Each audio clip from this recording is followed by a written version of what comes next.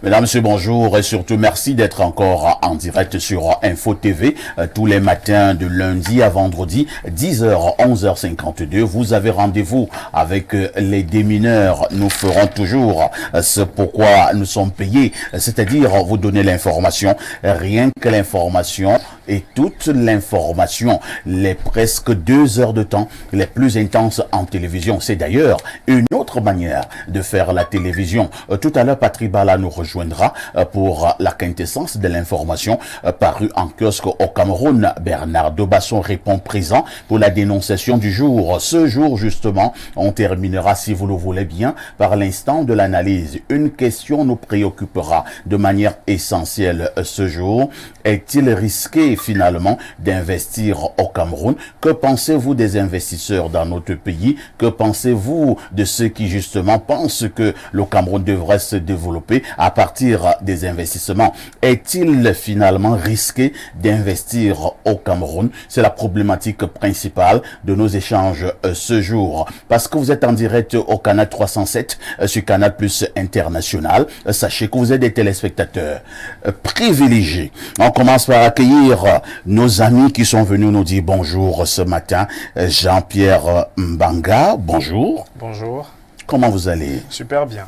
Très très bien. Je peux lire que vous êtes président d'une association pour la promotion du Made in Cameroun. Tout à fait. Il s'agit de quoi? Alors, c'est une association qui regroupe un ensemble d'artisans locaux qui fabriquent, qui font, n'est-ce pas, la transformation de nos matières premières pour avoir des produits finis et qui proposent, n'est-ce pas, aux différents consommateurs, que ce soit camerounais ou bien étrangers. Merci beaucoup d'être là. Cela signifie qu'au fait, vous êtes un investisseur. Je dirais un peu, mais beaucoup plus un promoteur. Un promoteur de ces acteurs-là qui font, n'est-ce pas, le bien de notre économie. D'accord. Merci Jean-Pierre d'être là ce matin. En face de vous, on accueille le sucre national. Bernard Dobasson, bonjour. Bonjour, le banjo de Donkuta des modérateurs. Bonjour à tous ceux qui nous reçoivent.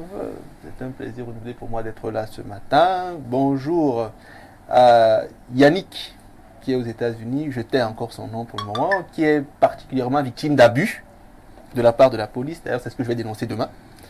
La police américaine? Non, camerounaise. Il est victime d'abus de par sa famille, avec sa famille. Donc demain, on en parlera dans le cadre de la dénonciation. Je lui passe un bonjour cordial s'il est connecté.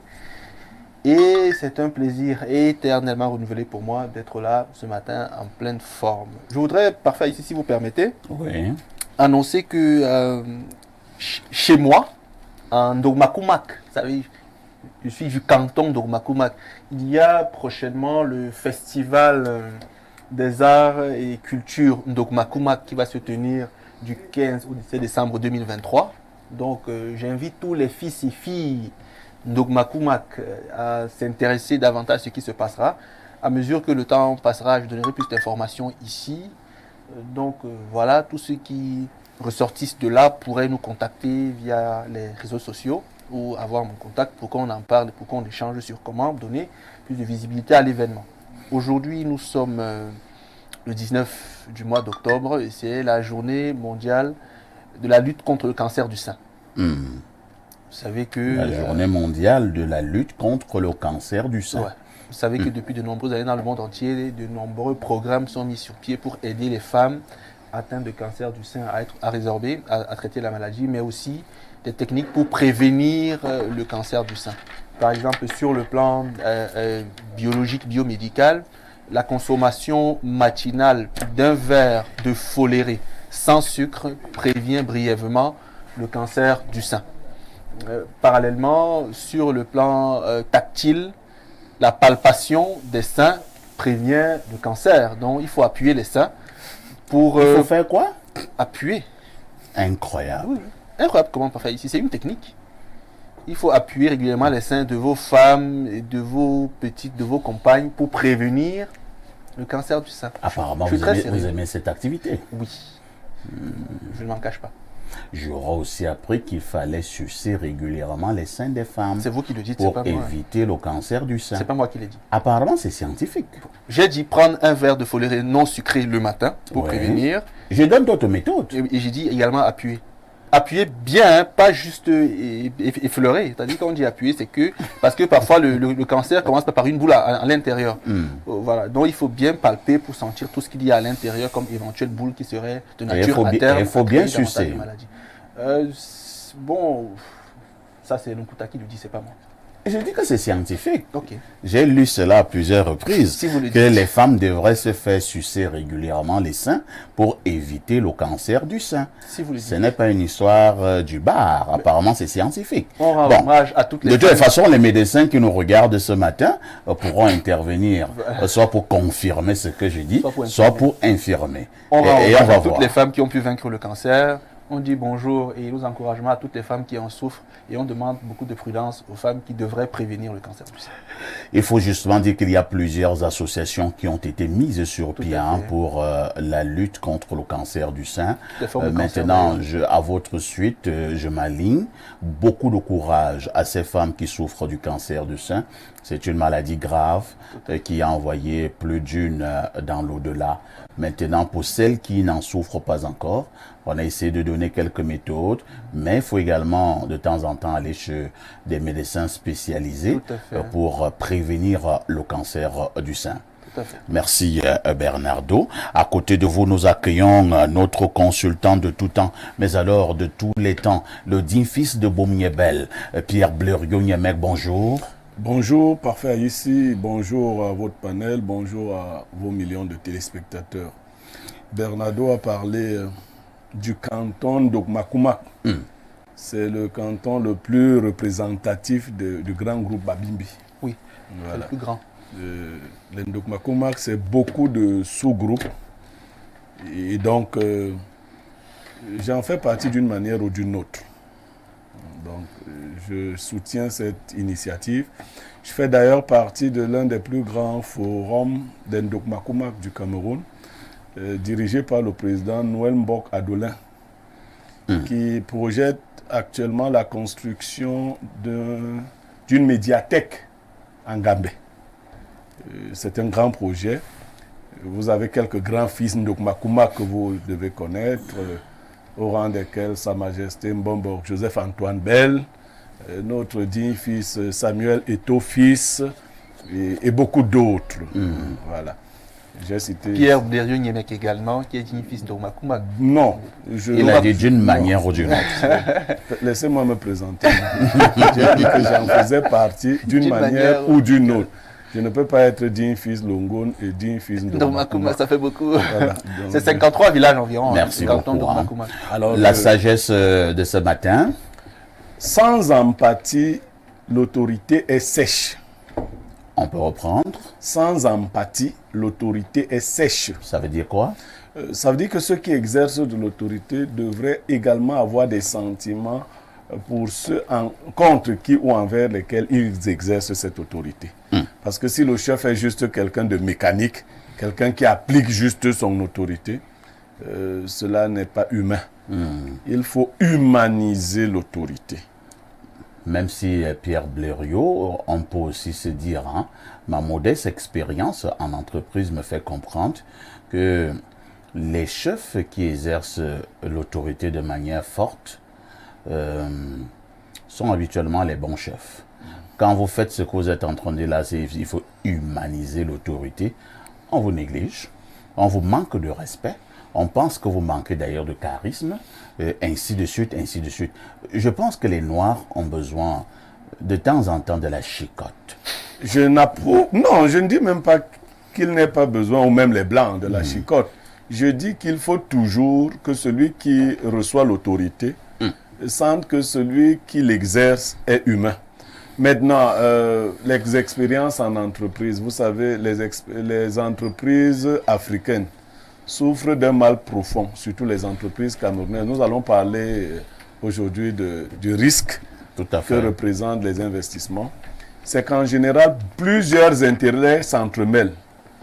Quand vous êtes par exemple dans une entreprise où il existe un grand nombre de membres de famille, vous verrez que les gens ont tendance à agir comme si on était au village, à compter sur les relations familiales et autres. Ce n'est pas évident.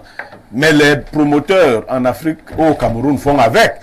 Si vous ouvrez votre entreprise aujourd'hui et vous n'avez aucun membre de votre famille, on va juger que vous n'aimez pas la famille, que vous... Il faut en avoir. Mais est-ce qu'il ne faudrait pas les former pour qu'ils ne viennent pas jouer le rôle de membre, de créer des conseils de famille, enfin? Très bien. Vous pouvez d'ailleurs être sûr que quelqu'un qui est comme moi, moi qui suis particulièrement sec, vous ne pouvez pas venir dans ma structure parce que vous êtes membre de ma famille. Bon, d'ailleurs, vous allez vous plaindre. Je préfère des gens qui vont obéir, qui vont faire leur travail sans rechigner, à ceux qui viendront saboter le travail au motif qu'ils sont membres de ma famille. Très bien. Les affaires, c'est les affaires. La famille, c'est la famille. Merci bien. Accueillons également un autre ami qui est venu nous dire bonjour ce matin. Paul Yombo, bonjour. Bonjour Perfecto. Bonjour à tous vos panélistes et à vos millions de téléspectateurs. À propos de l'échange que vous venez d'avoir avec M. Niemek, le docteur Paul Comenier Fokam a écrit un livre qui s'appelle L'entrepreneur africain face au défi d'exister. Et donc, l'un des défis à l'existence de l'entrepreneur africain, l'un des problèmes les plus présents, c'était justement celui que vous évoquez là, celui de la famille. Paul Fokam expliquait que les entrepreneurs africains sont souvent torpillés dans leurs efforts d'émergence par les membres de la famille, non seulement au niveau de l'entreprise même, mais en bac, parce que dès que vous investissez, votre famille estime qu'elle a le droit de venir vous demander chaque matin votre capital. Vous devez donner 100 francs, 200, 300 francs. Et donc, en partie, ce qui explique, selon quelqu'un comme Jean-Pierre Vanier, qui a étudié l'esprit d'entreprise dans les Grassfields, ce qui explique le succès des entrepreneurs du Grassfield, c'est qu'au niveau social, ils ont créé des mécanismes pour gérer la dette des entrepreneurs auprès de la famille. Vous voyez un milliardaire qui cotise 10 000 chaque mois dans une tontine. Ce n'est pas parce qu'il a besoin des 120 000 que ça va produire, mais ça lui permet de s'affranchir de la dette sociale qu'il a vis-à-vis de sa famille. Il y a d'autres mécanismes, comme ce qu'on appelle l'achetoul, qui est que quand votre frère vous a aidé une fois et que vous n'avez pas pu fructifier cette aide-là, on considère que vous avez un problème avec les ancêtres. Donc vous ne pouvez plus revenir vers votre frère. Et donc c'est ce type de réflexion qu'il faut avoir de manière dépassionnée. Sinon, on ne pourra pas avoir un tissu économique. Il faut revenir sur cet exemple-là parce que ma famille vous écoute. Quand, quand votre frère, il faut expliquer ça à nouveau. Oui, c'est une convention. Oui. C'est une convention sociale qui existe dans les populations du Grassfields, plutôt du côté anglophone. Et donc l'achetoul, c'est une condition sociale qui afflige celui qui a reçu de l'aide de la communauté, mais qui n'a pas su fructifier l'aide à cause de circonstances personnelles ou même imprévues. C'est-à-dire que si je vous donne en tant que frère 1 million pour ouvrir une boulangerie et que vous n'arrivez pas à fructifier la boulangerie, la société vous met de côté en estimant que vous n'avez pas pu fructifier cela parce que vous n'êtes pas en règle avec les ancêtres. Tu ouvres un restaurant et un bar à ton frère, il échoue.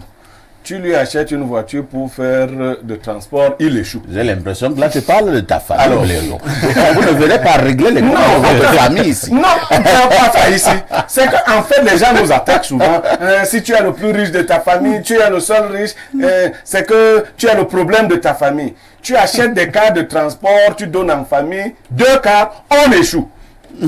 Donc, cette famille-là, ces gens, on va les mettre comment? Ils souffrent d'achetoul. Voilà, on les met de côté. De côté. Et c'est eux qui ont un problème avec les ancêtres. Oui. Pas toi. Non, attends, ce n'est pas toi. Compris. Non, pas ça ici. Il faut que M. Yombo dise ici que ce n'est pas toi qui a un problème. M. Yombo l'a dit. C'est eux qui ont un problème avec les ancêtres. Vous venez régler des comptes, M. Yemek. On souffre, hein. De toutes les façons, continuez à aider vos frères. Non, ils ont un problème avec les ancêtres. Voilà. Vous êtes en direct sur Info TV, c'est votre chaîne de télévision qui monte et qui monte encore. À tout de suite pour la suite.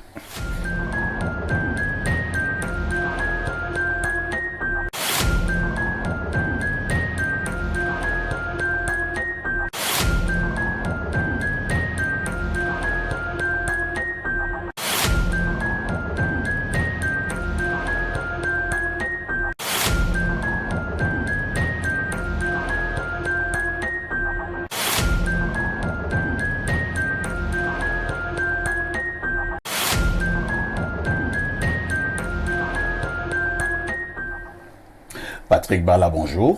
Bonjour Parfait, ici, bonjour aux nombreux téléspectateurs, heureux d'être une fois de plus là ce matin, surtout avec la bonne humeur. Patrick Bala, c'est l'homme de la revue de la presse. La revue de la presse qui est justement la température qui prévaut en kiosque au Cameroun. Patrick Bala, que disent les tabloïds?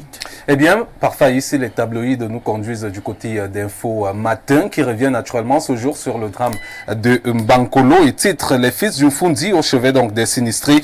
Ce qu'il faut noter, c'est que la forte délégation conduite par le patriarche Mvogada, Dieudonné Philim Bargambois et le homme loi des Étoudis, Laurent Serge Etunzingwa, s'est rendu hier à Yaoundé 2 au lieu de la catastrophe, où la catastrophe s'est tenue donc pour assister, donc apporter naturellement le réconfort aux différentes familles endeuillées. Il faut dire que de ce côté-là, on a retrouvé également d'autres personnalités, des préfets, des sous-préfets, des élites, d'autres élites également de cette localité, des maires également qui sont allés témoigner, apporter donc ce soutien à ces différentes familles, 57 au total.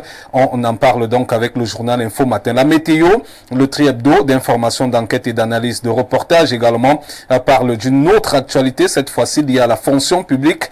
Les enseignants aux petits soins nous fait savoir donc le journal pour nous signifier ce matin que le ministre Joseph Lé a procédé hier à Yaoundé à la remise en service de 2 guichets, l'un dédié au traitement en urgence des dossiers de carrière donc des seigneurs de la CRE, l'autre au reste des agents de l'État. C'est une initiative donc qui fait suite naturellement aux prescriptions du chef de l'État, son Excellence Paul Biya. Information à retrouver en page 3 de ce journal. Allons du côté de Cameroun Tribune, le quotidien Capitaux Public qui revient sur l'actualité liée à l'ESTIC et titre l'âge de la maturité pour parler notamment du ministre de la Communication, René Emmanuel Sadi, représentant du chef de l'État, qui a donc donné hier le coup d'envoi officiel des activités marquant la célébration du 50e anniversaire de cette, c'était donc du côté du Palais des Congrès ici à Yaoundé, occasion pour lui de revisiter les transformations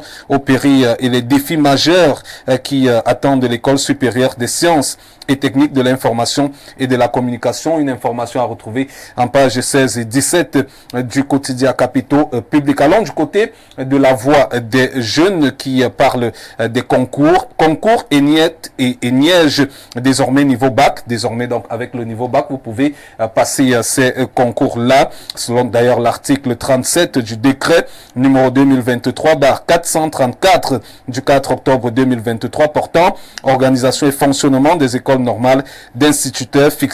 On fixe donc désormais la durée de formation initiale à 2 ans de ce côté-là pour les candidats titulaires donc des différents diplômes que je viens naturellement de citer, que ce soit l'enseignement technique, l'enseignement général et également ou alors un diplôme équivalent. À retrouver en page 4 et 18 pour ce qui est de cette information.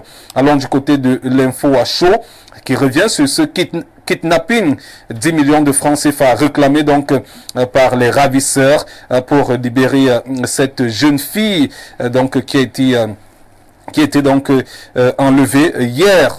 Elle est du côté de l'école La Retraite, enlevée donc hier au sorti des classes. D'ailleurs, il y a le contact utile pour naturellement ceux qui vont donc pouvoir retrouver cette jeune fille. Mais il faut noter que les ravisseurs réclament 10 millions de francs CFA pour libérer cette dernière. Mutation revient sur l'actualité liée à l'Assemblée nationale. L'OSOS des questeurs nous fait savoir le journal et il faut noter que parfois ici les gendarmes de la gestion administrative et financière confirment donc la crise inédite aujourd'hui que traverse la Chambre et prescrivent une thérapie de choc à retrouver en page 7.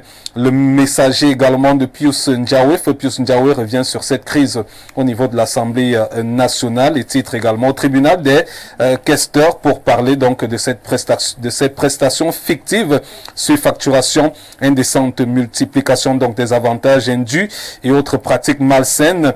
Les gendarmes de la gestion administrative et financière dénoncent cet acte à lire en page 3. Le Popoli, le journal satirique, parle donc de 2025 5 qui se rapproche à grands pas au RDPC. Le bureau politique se vide. À quand le Congrès s'interroge le journal ce matin, à retrouver naturellement dans ce journal Le Popoli.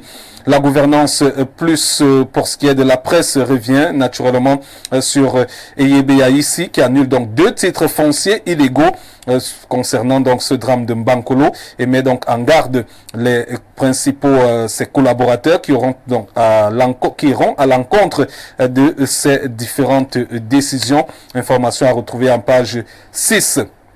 Allons du côté de le continent pour parler donc de football avec les visages de la déstabilisation du Cameroun, titre ce journal qui met donc en image plusieurs présidents de clubs, que ce soit Panther Dundee avec Jules-François Famawa. On note également Faustin Domko avec New Star, Justin Tagou de Bamboutos, Donald Ngameni, président de l'Unisport du Honkam, Abdourahman Amadou Baba, cité également Jérémy Sorendjita qui s'occupe du Sinafoc, et enfin on a également le président, le 4e vice-président de la FECAFoot, Seydou Mombonjoya, qui est cité également dans ce journal. On termine avec le journal Hebdo qui parle également de cette actualité du tribunal arbitral de sport.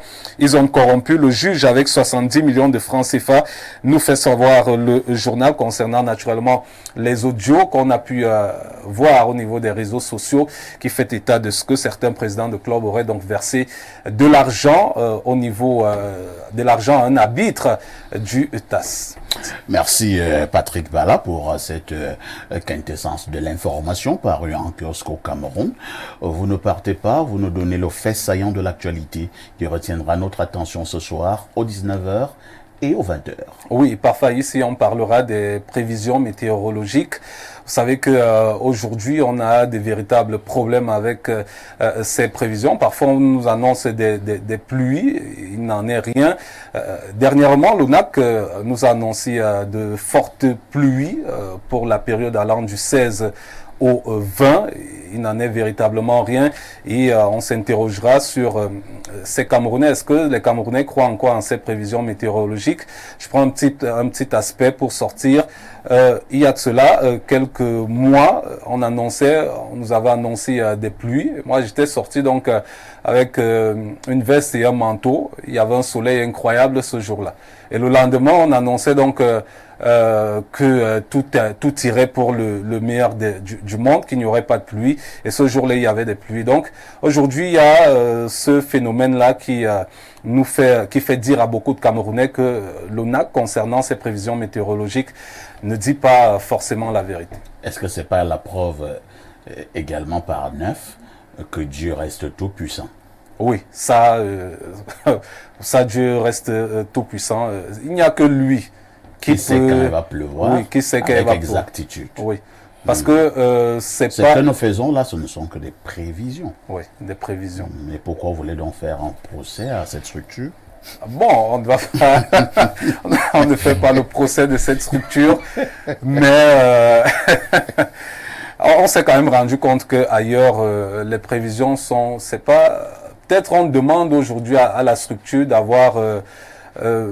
Si vous parlez d'une pluie qui se fera par exemple pendant 3 jours, pour avoir des prévisions exactes, il faut peut-être étendre sur 2 semaines. Sachant que s'il pleut pendant 2 jours, vous serez quand même dans le sillage de vos prévisions. Mais si vous annoncez que du 16 au 20, il y aura des pluies et qu'il y a un soleil ardent, ça pose quand même problème. Patrick Bala, j'avais déjà vécu une histoire, une histoire terrible.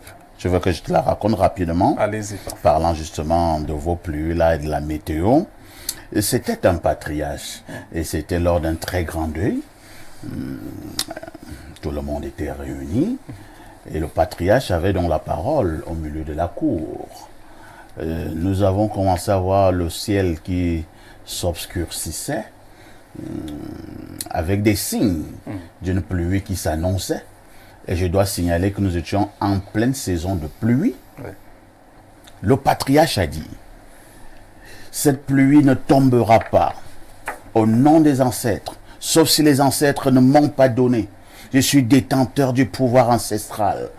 Cette cérémonie se terminera dans les bonnes conditions, sans qu'une goutte de pluie. Et à partir d'ici jusqu'à là-bas, on répond, tout le monde dit, à partir de là-bas, on répond, Le patriarche continue à parler. J'étais séduit par ce patriarche et surtout ses pouvoirs ancestraux. Il s'en vantait d'ailleurs très bien. Patrick Bala, tu connais la suite? Tu la veux vraiment? Ou bien tu suis mon regard? Quand la forte pluie a débuté, le patriarche était le premier à courir comme un cabri. Il n'est plus revu. Il est parti. Vous savez, dans ces choses-là, il faut faire très très attention. Surtout quand vous avez certains attributs. Quand vous êtes patriarche et que vous vous retrouvez dans une posture comme celle-là, personne ne vous prendra plus au sérieux par la suite. Patrick Bala, parfait on ici. salue tous les patriarches ce matin. Bien évidemment, il faut également préciser qu'il y a quand même d'autres patriarches qui ont quand même ce pouvoir d'arrêter la pluie momentanément. Ce sont les patriarches qui sont à l'ONAC. À demain 10h. Merci parfois ici. Lorsque Patrick Bala nous donnait la quintessence de l'information parue en kiosque tout à l'heure, c'est vrai que nous en avons parlé il y a pratiquement 3 mois ou 4 mois déjà. Cette affaire de kidnapping, cette affaire d'enlèvement d'enfants. Le phénomène ne cesse de s'enraciner. On parle encore d'une enfant qui a été enlevée, je pense, hier. Elle doit être au collège de la retraite. Il y a également d'autres qui ont été enlevés toujours hier et même avant-hier. Des enfants parfois de 4 ans, 5 ans, 10 ans, bref, de tous les âges. C'est quand même compliqué. Jean-Pierre Mbanga, qu'est-ce qui peut expliquer ce phénomène d'enlèvement d'enfants? Et pour certains, on les retrouve, pour d'autres, on ne retrouve plus. Nous avons également des cas où on enlève un enfant et on demande des rançons. C'est quand même assez c'est triste de voir qu'on arrive à ces extrêmes aujourd'hui. C'est déshumanisant de retirer ou d'ôter un enfant qui n'a rien demandé et surtout des parents qui sont chez eux à attendre ces enfants-là et après ne pas les voir. Plusieurs raisons peuvent l'expliquer, mais à mon niveau, je dirais que certainement le manque peut-être d'argent pour certains, des règlements de compte pour d'autres, et peut-être d'autres raisons encore qui peuvent être évoquées. Mais c'est vraiment triste. Et surtout, c'est la suite généralement de ces histoires, c'est qu'on ne les retrouve pas. Je pense qu'il y a au mois d'août, il y a eu un signalement d'un enfant qui a été aussi enlevé.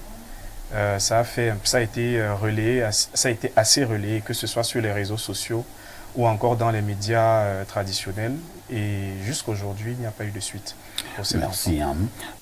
Paul Yomba, nous le disons donc encore, le phénomène devient de plus en plus préoccupant. Je pense que les forces de l'ordre doivent redoubler de stratégie pour mettre la main sur ces délinquants, sur ces bandits, sur ces méchants qui enlèvent des pauvres innocents. Oui, dans la doctrine des politiques publiques sur cette question spécifique, il y a une tension entre sécurité collective et liberté individuelle. Et donc, il faut gérer cette tension-là de manière conséquente.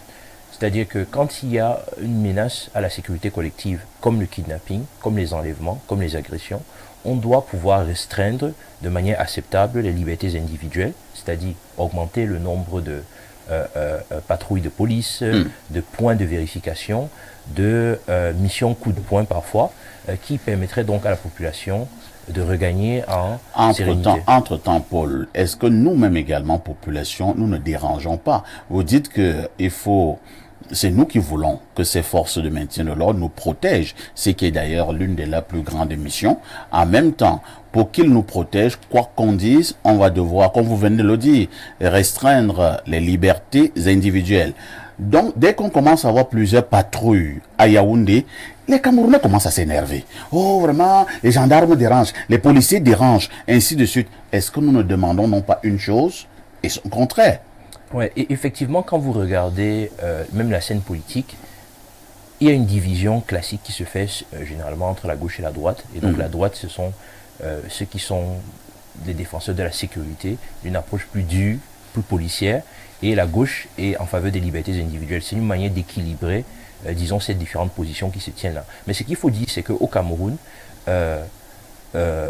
l'expérience que les populations ont avec la police est aussi parfois c'est parfois la cause du manque de confiance que la population a en la police. Donc c'est aussi peut-être un appel, et là je parle de la police, mais c'est pas seulement la police, c'est toutes les forces de maintien de l'ordre de manière générale. C'est aussi un appel à plus de sérieux aussi, non seulement dans le recrutement, dans les affectations, dans les prises de décisions disciplinaires et dans la gestion de manière générale de ces forces de l'ordre-là.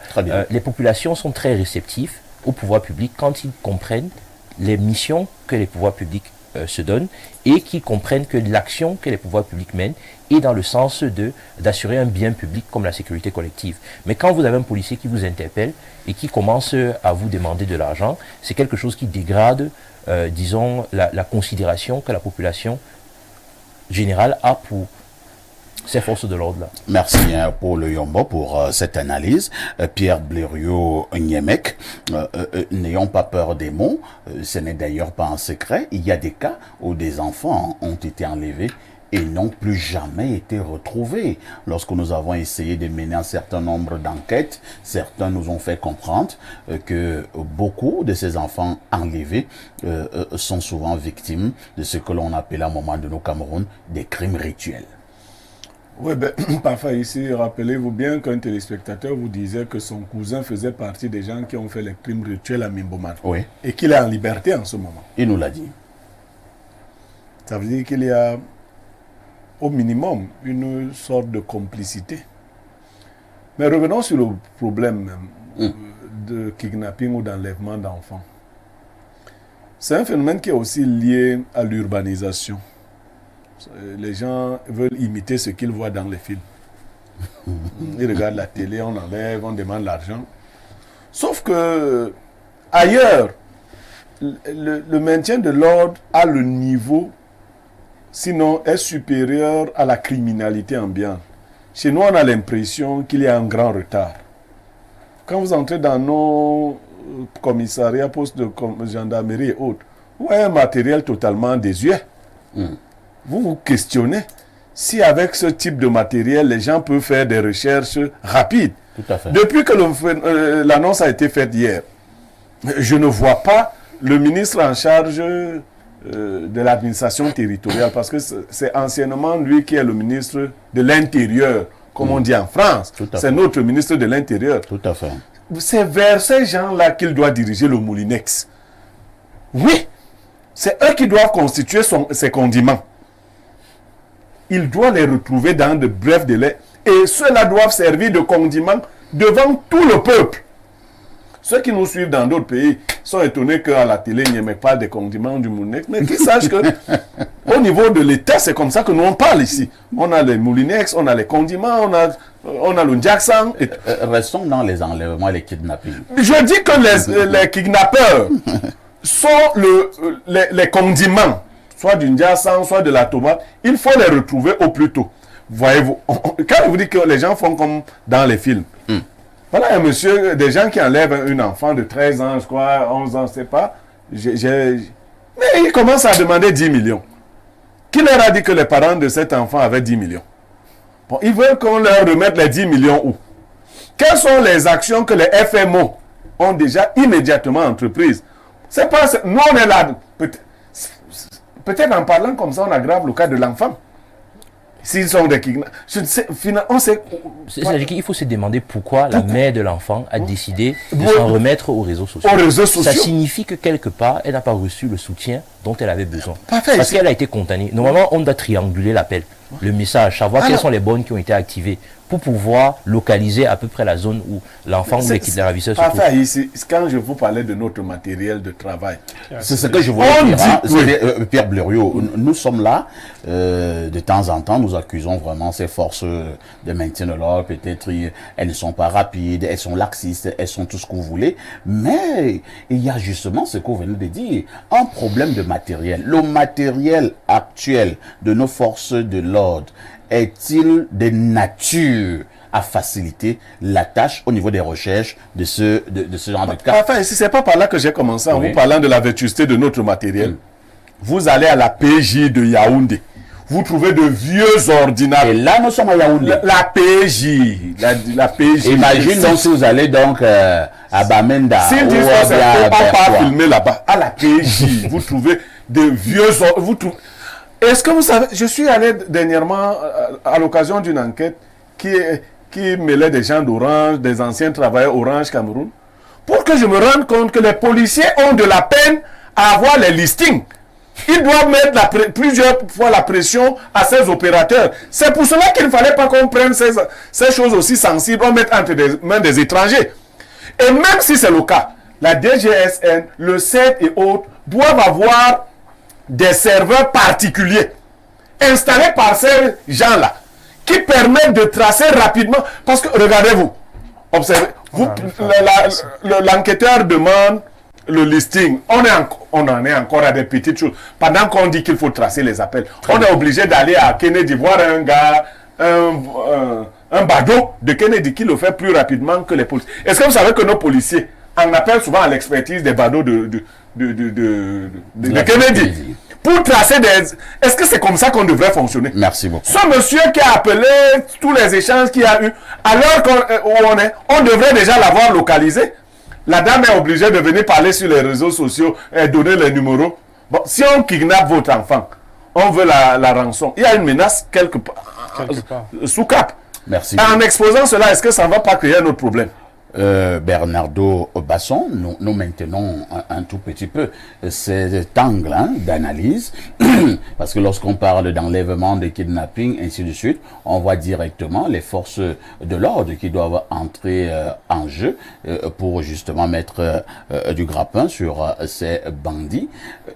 Dans les pays développés sur le plan technologique, le fait pour les ravisseurs d'avoir déjà émis un appel, n'avez-vous pas l'impression que on a mis la main sur au moins 60% d'avoir utilisé un appareil électronique pour communiquer? Fatalement, hein, Voilà. fatalement. Bon, comme j'ai beaucoup d'estime pour mon frère Paul Yombo, je vais juste corriger quelque chose. Dans la mathématique sociale profonde africaine, c'est plutôt l'inverse entre la gauche et la droite. C'est en Occident. Oui, je voilà. suis d'accord. Voilà, d'accord. Donc ça, c'était juste une parenthèse.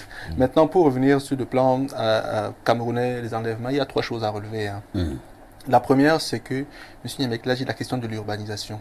Vous savez, en principe, au Cameroun, on ne sait même pas de façon réelle et de manière chiffrée combien nous sommes en termes de recensement de la population, vous voyez. À partir de là, il y a clairement des manquements. On ne peut pas répertorier tous les Camerounais, on ne peut donc pas avoir suffisamment d'outils pour identifier les gens, déterminer leur position géographique, etc. Voilà un problème basique. Sans compter, bien sûr, le fait que la ville étant complètement désorganisée, on ne peut pas, bien sûr, avoir des voies suffisamment tracées pour localiser de manière précise les appels émis d'un point à un autre. Deuxièmement, concernant les outils vétustes et désuets, M. Megla a bien relevé. La police, par exemple, camerounaise, est constituée de personnes sans insulte, parfois pas bien équipées, pas bien organisées, pas bien structurées, parfois même, j'estime, pas bien formées pour le besoin. Ça veut dire que les policiers ont une formation adaptée, mais qui me semble être inférieure aux besoins de violence sociale actuelle ambiant au Cameroun. Parce que vous savez d'abord que la violence, intrinsèquement, elle est fondamentalement humaine. Plus loin, le Cameroun est un pays dans lequel tout est désordonné, donc il faut une police plus forte pour contenir la violence sociale. Au Cameroun, j'estime qu'ils sont sous-formés par rapport aux besoins. Et pour sortir, le troisième élément, c'est que la question d'enlèvement n'est pas également répartie, hein, vous savez. Parce que si vous enlevez, par exemple, entre guillemets, un junior ou un Hector ou une Brenda, je ne sais pas, c'est sûr que dans l'heure d'après, c'est retrouvé. Donc c'est juste je ne pense pas que c'est de ça qu'il est question. En fait, c'est pour dire que il faut mesurer la fracture sociale camerounaise. C'est-à-dire le niveau d'écart. En même temps, Bernardo, on a enlevé des enfants, des pousseurs au Cameroun. Hein. Okay. On a enlevé des enfants, des cordonniers au Cameroun, des Bayam Salam. Ouais. Les forces de l'ordre se sont mises sur pied et on a mis la main sur les enleveurs. Ce n'était pas forcément les fils, les enfants des ministres. Non. La police vous avez fait allusion aux histoires de Junior et ceci et cela. Bon, mon fils s'appelle Junior. Mais j'étais en train de dire que... ta fille s'appelle aussi Brenda? Pas ma fille, mais quelqu'un qui ta m'est proche. nièce. Ah, Mais en fait, ce que je veux dire, c'est que parfois ici, je jette pas le problème sur la police, non. Au contraire, je loue ces travaux par rapport à la logistique dont elle dispose. Mais je dis juste que, au Cameroun, ce qui est prioritaire, ce n'est pas l'équilibre social, ce n'est pas l'harmonie sociale, non. Parfois ici, par exemple, en Crevettonie, hein, un pays que je connais bien, la mallette d'un haut cadre de l'administration avait été volée. Elle a été retrouvée dans les heures qui ont suivi, vous le savez. C'était un pays proche de mon pays d'origine. Hein. On a retrouvé. Le téléphone d'un monsieur qui travaille dans un corps d'élite qui commence par B en Crevettonie avait été volé à l'avenue Kennedy. On l'a retrouvé 2 heures après. Le téléphone. Vous comprenez que... Kennedy est là-bas en Crevettonie. Oui, en Crevettonie et à l'avenue Kennedy. Donc c'est proche d'un pays également que je connais. Monsieur Mec, oui, Pierre mais plus sérieusement, on n'a pas de logistique pour sortir de ce genre de situation et ça reste triste. On devrait travailler de manière collective pour en sortir. Il y a autre chose aussi. Quelquefois, on sortira par là. Nous nous précipitons à parler d'enlèvement. Ouais. La jeune fille dont on parle aurait été enlevée aux environs de 13 heures, selon la maman. Elle aurait reçu un coup de fil dans lequel on lui demandait une rançon. Mais la bonne nouvelle, c'est qu'à 18 heures hier, la maman a retrouvé cet enfant. Elle ne nous a pas encore expliqué de quelle manière, par quel processus a-t-elle... bon, une chose est sûre, elle n'a pas versé les 10 millions, mais l'enfant a été retrouvé. Je veux aussi dire à ceux qui font ce genre de publication sur les réseaux sociaux que pour que ça ne devienne pas banal, une fois que vous avez écrit et décrit une situation, revenez nous décrire exactement les circonstances dans lesquelles la retrouvaille s'est faite. Parce qu'il y a autre chose parfois ici. On a aussi le cas des gens qui veulent escroquer les membres de leur famille. Nous parlons des gens qui sont un peu riches. Quelqu'un annonce la disparition de son enfant, on veut 10 millions. Je ne dis pas que c'est le cas. Et les membres de la famille paniqués commencent à se cotiser. Bon. Il y a même des cas dans lesquels un homme et une femme sont séparés, problème de garde d'enfants, l'un des ex oui, c'est vrai, il y a ces cas-là. J'ai peur d'une chose, c'est que si nous prenons cet angle-là, on risquerait et piétiner les vrais cas. Lorsqu'il y aura encore dans un policier à dire aux histoires là. En fait, je ne veux pas qu'on piétine les vrais cas. C'est pour ça que je dis que quand quelqu'un a écrit, par exemple, la dame a écrit hier sur les réseaux sociaux. Mais depuis que l'enfant a été retrouvé, c'est ce matin, tout de suite là qu'un contact me dit que l'enfant a été retrouvé. Merci beaucoup. Hein. Disons quand même également, au-delà de tout, au-delà d'interpeller les forces de maintien de l'ordre et tout ce qui va avec, à notre niveau, nous parents, nous devons d'abord mettre sur pied des mesures de sécurité à l'endroit de nos enfants. À tout de suite pour la suite.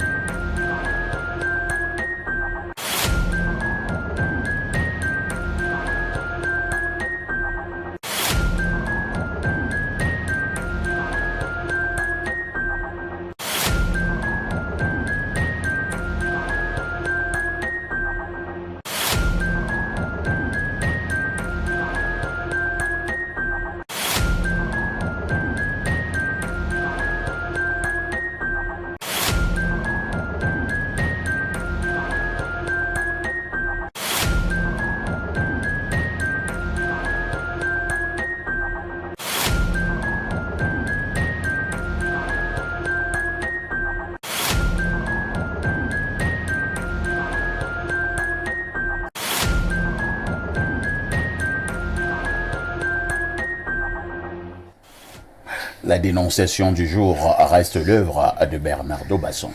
Parfait. Ici, aujourd'hui, une jeune Camerounaise dont je tais le nom se plaint et dénonce le fait que son frère soit victime des églises de réveil une fois de plus.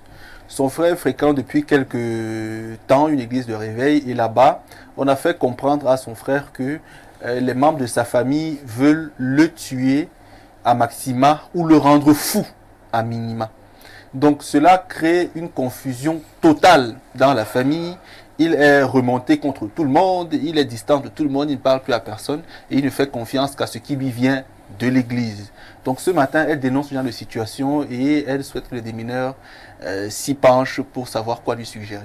C'est un adulte, je Le précise. frère, il voulait justement te poser la question. Le frère en question, à quel âge à peu près?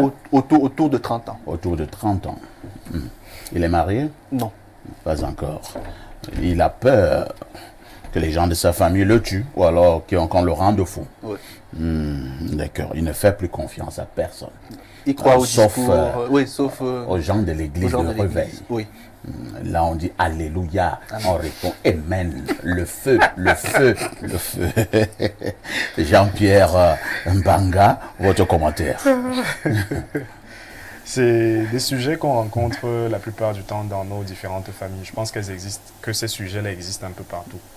Et pour moi, la question du choix religieux reste quand même assez ambiguë. C'est sujet à division, à mésentente et bien d'autres. Pour le cas du jeune et de la dame qui s'est plainte, j'aime souvent parler à ce moment-là des libertés individuelles. Parce que le choix de la religion est sujet à la liberté individuelle. Mais maintenant, à partir du moment où ce choix est fait et qu'il commence à créer des divisions au sein d'une unité familiale, je pense qu'il y a un problème. Le problème peut être situé sur le fait que le garçon ne soit pas suffisamment peut-être édifié sur la chose religieuse, sur le choix religieux qu'il a opéré. Les églises de réveil aussi aujourd'hui, il y en a une pluralité. Et je ne pourrais pas dire qu'elles sont toutes mauvaises parce que je n'y suis pas. Mais on s'en plaint de plus en plus. On s'en plaint de plus en plus. On observe plein de familles qui se déchirent aujourd'hui à cause de ces églises de réveil, surtout les enfants ou bien les parents qui ont décidé, par exemple, d'être dans une église et de vouloir imposer par la suite à leurs enfants. Ou alors inversement, les enfants qui cherchent à imposer à la fois à leurs frères et sœurs, mais aussi aux parents. Et toute personne a une sensibilité. Cette sensibilité, si elle l'a à travers une spiritualité, je pense qu'on devrait la respecter. Mais si elle est sujette, comme c'est le cas avec la dame, à avoir des informations qui visent à diviser davantage, on va te rendre fou ou on va te tuer, ainsi de suite, c'est quand même assez ambigu. C'est très malsain à la limite. Ça remet en question même parfois aussi l'appartenance de ces différentes églises de réveil. D'accord. Une autre petite question. Bernardo, la dame en question est quoi pour le monsieur? Sa sœur. Sa sœur aînée? Oui, sœur aînée. D'accord. Paul Yorbo, c'est pas la première fois que nous avons ce genre de cas. Dieu seul sait que les cas sont nombreux où ces églises de réveil ont divisé les familles par rapport aux révélations qui sont habituellement faites au sein de ces églises-là. Parfois, ça a été du mensonge, mais j'ai également appris que parfois également, ces églises de réveil ont eu à dire la vérité. Les églises de réveil, c'est l'un des phénomènes les plus importants des 30-40 dernières années en Afrique. 35, 88. Bon, peut-être on n'a pas forcément les mêmes. On n'a pas forcément. 30 et 35, c'est pas grave. Hein? Allons-y, Paul. Alors, mais si vous voulez, si vous regardez l'impact social que les églises de réveil ont, vous prenez même des crises politiques comme la crise politique ivoirienne, ou bien vous regardez ce qui se passe au Congo. Ceux qui connaissent monsieur qui s'appelle Simon Kimango, par exemple, ils savent de quoi je parle. Il y a donc, disons, une force vitale dans ces églises de réveil-là, qui fait qu'elles charrient à la fois les espoirs de beaucoup de populations qui sont complètement désenchantées par le discours politique. Ils n'ont plus d'espoir, et donc ils s'en remettent aux églises de réveil qui réussissent à juguler à la fois, disons, la manière de s'exprimer, les objectifs de vie, la communauté qui accompagne. Et donc, au final, les églises de réveil ont un pouvoir, disons, très important dans nos sociétés. Quelqu'un comme le professeur Machikou a travaillé sur le changement de discours dans les églises de réveil, dans le nord-ouest et le sud-ouest, avant la crise anglophone. Et elle a constaté que le changement de discours des prédicateurs des églises de réveil a influé, disons, il y a presque un rapport de causalité directe entre le changement du discours qu'ils ont. Ils ont cessé de parler du Dieu de paix et de réconciliation pour commencer à parler du Dieu de la vengeance. Et c'est là donc que ça a accompagné le déclenchement de la crise anglophone. Donc ce sont des choses qui ont une importance sociale, politique et culturelle majeure. Bon, maintenant, pour On revenir... doit prendre cette affaire très au sérieux. Très au sérieux. C'est parce que si vous regardez les églises de réveil au Cameroun, les églises de réveil au Cameroun ils ont, disons, un discours qui est entre guillemets républicain. Mais si ces églises de réveil décident d'avoir un discours autre qu'un discours républicain, vous allez voir dans les jours qui suivent des effets au niveau social très importants. Ils sont encore en train de prôner le fait que tout pouvoir vient de Dieu. Oui, pour l'instant. Et si on te gifle de la joue gauche, je montre la joue droite. Ça fait en sorte que les gens sont dociles. Oui. Et du coup, l'ordre républicain ou bien l'ordre gouvernant ne peut pas les déranger. Peut-être il faudra revenir sur le sujet plus longuement une autre fois, mais il y a beaucoup de choses à dire à ce propos. Maintenant, si on revient sur le cas spécifique, parce que ce qu'on dit souvent, c'est que dans le drame individuel, dans le drame collectif, se cachent des drames individuels. Et donc, dans la situation, l'évolution collective du discours des églises de réveil, il y a donc des drames personnels, des drames au niveau des familles et des relations entre les individus. Allons un peu droit but à Paul Yomba. Un monsieur a un problème. Sa sœur est venue se plaindre. Le monsieur dit clairement que sa famille veut le tuer. Et si sa famille ne le tue pas, sa famille voudrait le rendre fou. Et on lui a dit cela à l'église de réveil. Et du coup, il ne fait plus confiance à personne au niveau de sa famille. Comment on fait pour résoudre ce problème? Justement, c'est là où j'en venais. Les gens ne savent pas souvent quels sont les red flags, c'est-à-dire qu'est-ce qui signale qu'on est en train d'entrer dans une secte. Ils pensent que quand on entre dans une secte, on va vous dire bonjour, bienvenue, vous êtes membre de la secte. Ce n'est pas comme ça que ça se passe. Ce qui se passe quand on rentre dans une secte, c'est que il y a un discours interne de la secte qui vous sépare de vos proches et de votre famille. Quand il y a une séparation du reste du corps social, c'est un signe que vous êtes en train de vous approcher d'un discours dangereux. Quand il y a criminalisation ou en tout cas diabolisation de tout ce qui oppose, de tout discours dissonant, discordant, il y a de grandes chances que vous êtes en train d'entrer dans une secte. Quand on vous impose des conditions, et ces conditions-là peuvent avoir des justifications diverses et variées, ce n'est pas bien de manger ceci, ce n'est pas bien de... Je ne dis pas que par principe, il ne faut pas avoir des restrictions. Je dis que quand il y a une conjugaison de ces différents signaux-là, là vous êtes en train de vous diriger sur une pente glissante. Et donc ce monsieur se retrouve embastillé, je ne dirais pas spirituellement parce que je ne sais pas, mais en tout cas il est embastillé psychologiquement par ces gens qui ont une emprise sur lui. Comment se libérer de l'emprise? La libération de l'emprise se fait par des interventions. Parfois on organise ce qu'on appelle une intervention, c'est-à-dire que vous rentrez chez vous, vous retrouvez vos proches qui ont décidé de se mettre ensemble pour vous parler. C'est-à-dire qu'il faut qu'elle se rapproche des amis de son frère, peut-être même des copines de son frère, et que tous ensemble, en tant que personne qui l'aime, ils lui adressent la parole, ils lui disent, on a constaté tel changement chez toi, et ces changements-là ne vont pas dans le sens de ton propre bien. Es-tu quand même d'accord qu'il est arrivé que certaines églises de réveil ont eu à sauver des individus qui justement étaient en train d'être mangés dans leur famille? Il y a des églises de réveil qui ont sauvé des pays même. La théologie de la libération, ça a transformé l'Amérique latine. Donc je ne suis pas en train de jeter la pierre aux églises de réveil. Très bien.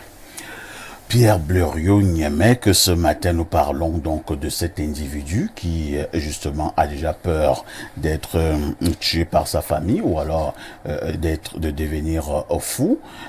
Il ne fait confiance maintenant qu'à son église et on nous a dit c'est une église dite de réveil. En pareille circonstance, qu'est-ce qu'il y a lieu de faire? Parfois ici, les Camerounais croient que nous qui sommes sur ce plateau avons été vendus déjà. Donc nous on a peur de rien, ils sont les seuls à avoir peur. Une dame m'a contacté il n'y a pas longtemps pour me dire que leur pasteur, un certain roi David, c'est son surnom, je peux même donner son nom, lui ne peut rien me faire. Mais elle me dit qu'elle a peur même que je donne le surnom du pasteur. Il couche carrément avec toutes les petites filles entre 15 ans et 20 ans de l'église. Il a envoûté deux des enfants de cette dame. Il est vicieux comme un acteur de film porno. Mais les gens ont peur de lui. Le roi David. Le roi David. C'est un des pasteurs de ces églises-là. Non, vous dites que les églises de réveil ont sauvé quelques personnes, c'est vrai. Mais il y a un critère. Dès lors qu'on commence à faire de la divination, on n'est pas avec Dieu. La prière réelle n'a pas besoin de vous dire qui est derrière quoi. Non, celle qui est adressée, celle des enfants de Jésus-Christ. Si je prie pour vous, je n'ai pas besoin de vous dire que c'est tel, non.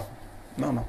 Et même pour ceux qui vont chez les marabouts. Mais est-ce qu'on ne doit pas exposer les méchants, les sorciers, les vampires? Non, Pourquoi ça dérangerait qu'on me dise que non, c'est ton frère qui veut te manger? Non, mais ça permet à ce que vous preniez des Non, je dis précautions. clairement Oui. que tout pasteur qui est capable de dire que c'est tel qui cause tel phénomène fait de la magie. Aussi simple que ça, il n'y a pas autre chose. Si le pasteur dit la vérité, où est le problème? Je ne parle pas de vérité ou de mensonge. Je ne sais pas ce que je mets en cause. Je dis que le pasteur qui est capable de dire que c'est tel qui est cause de telle chose fait de la magie. Et dans la Bible, la magie est interdite. C'est ce que je dis. Si la magie peut sauver, où est le problème? Ça veut dire que ce n'est pas un pasteur de toutes les façons. C'est un magicien habillé en habit de pasteur. Il faut donc qu'il s'identifie comme tel. Je suis un magicien qui m'habille en habit de pasteur. Parce que la magie est interdite. On dit dans la Bible, n'allez voir aucun de ceux qui consultent les oracles. Aucun. Qui font passer leurs enfants par le feu, ainsi de suite. C'est très... Ils le savent. Passer les enfants dans le feu, est-ce que c'est pas également la tradition africaine? Mais c'est de la... Je dis que c'est de la magie. Je n'ai pas dit que c'est... Dans la... Si nous parlons Est-ce des... que Jésus n'a pas été élevé en respectant la tradition juive? Mais parfois, ici, peut-être que nous ne parlons pas de la même chose. Comment ça nous parlons pas Je la dis même que chose? si vous parlez en tant que chrétien, vous faites des choses des chrétiens. Si vous parlez en tant que traditionnaliste, vous faites des choses de la tradition. Si vous parlez en tant que marabout de ceci, vous faites ainsi de suite. Il faut bien vous identifier. Il ne faut pas aller ramasser les choses d'une tradition pour les imposer à une autre tradition. Très bien. La prière dans la catégorie chrétienne ne fait pas dans la divination.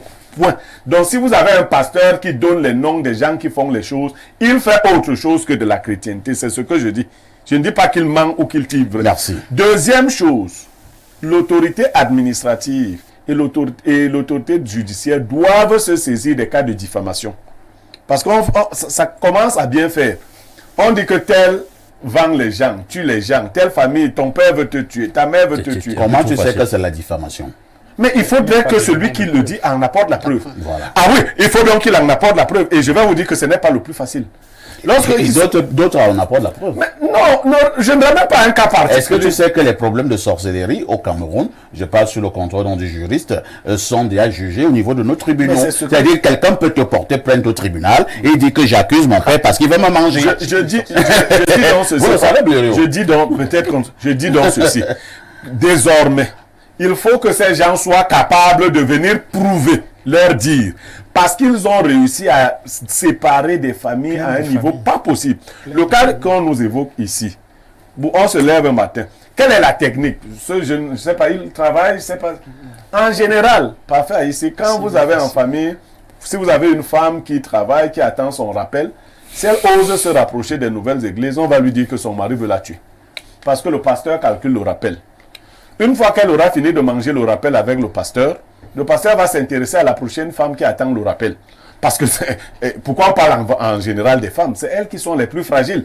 Moi, si tu veux me prêcher et tu t'attaques à mon argent, on ne va pas aller loin. Très bien.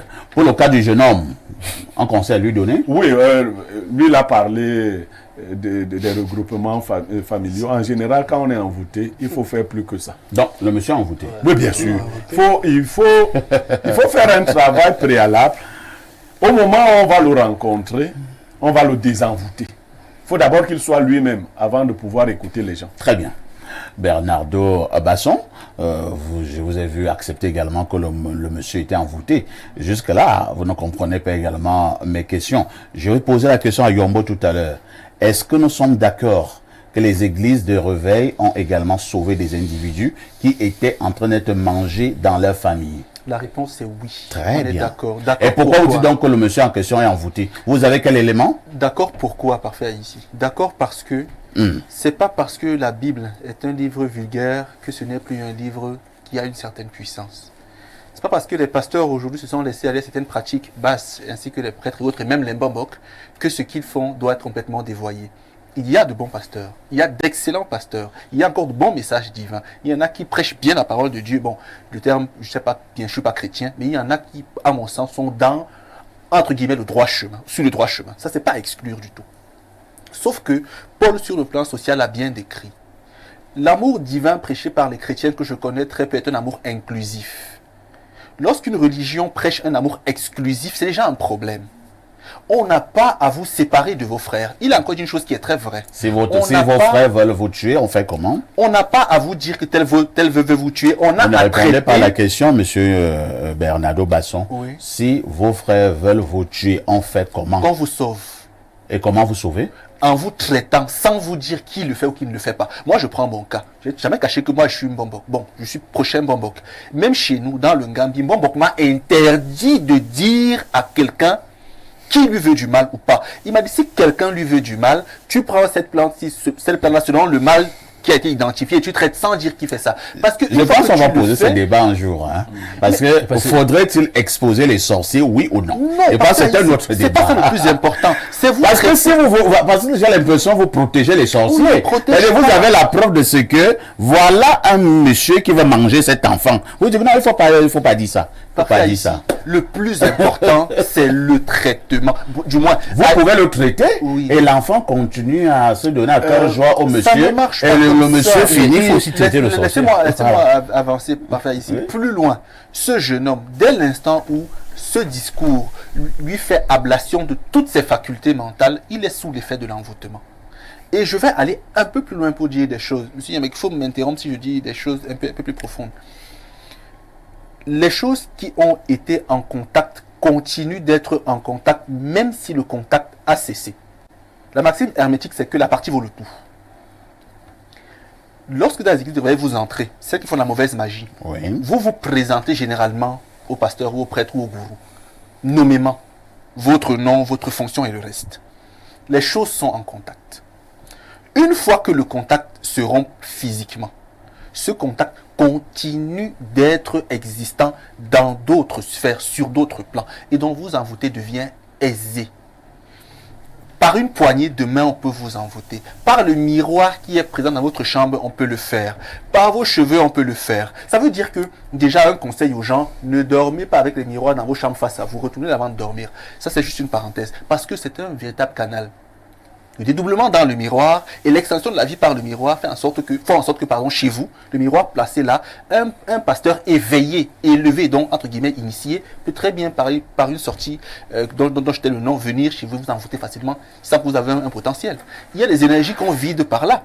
Le vampirisme énergétique se passe des fois de cette façon-là. Donc vraiment, pour moi, c'est pas un stigmate que je pose à l'église de réveil ou que je les fustige.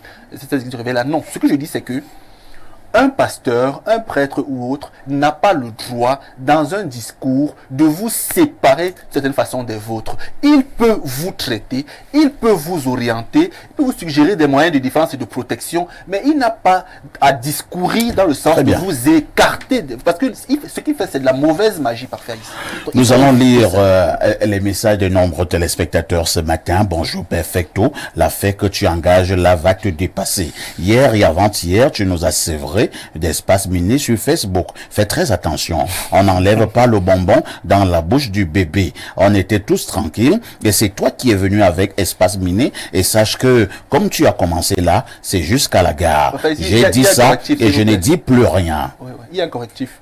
Elle me dit, elle est la petite sœur en fait et pas la grande sœur et que son frère n'a pas 30 ans, je l'ai confondu. Il a 51 ans déjà et il vit avec une fille depuis plus de 20 ans. Très bien. C'est un message qui nous venait donc du 213 ans, c'est l'Algérie. Autre message ce matin. Bonjour Perfecto, faisons très attention avec les enlèvements et demandes de rançon là. Je connais l'épouse d'un monsieur très riche et qui a organisé elle-même le kidnapping de son propre fils juste pour escroquer 17 millions à son époux. Je n'ai dit pas que c'est le cas de cette petite qui a été enlevée hier, mais c'est une hypothèse à ne pas exclure. À mon avis, je pense qu'on doit mettre les parents en garde à vue pour d'abord essayer de vérifier s'il ne s'agit pas d'un coup pareil. Autre message. Bonjour les démineurs. Le caractère disparate des religiosités au sein d'une famille a toujours été un vecteur de division pour un Dieu importé et méconnu.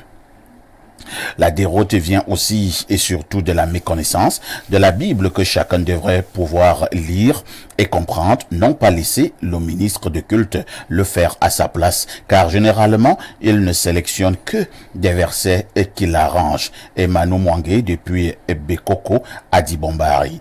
Autre message ce jour. Bonjour à vous. Sur le plateau, ce que le monsieur dit est vrai. Un pasteur ne fait pas la magie. C'est David Ebengue qui envoie le message.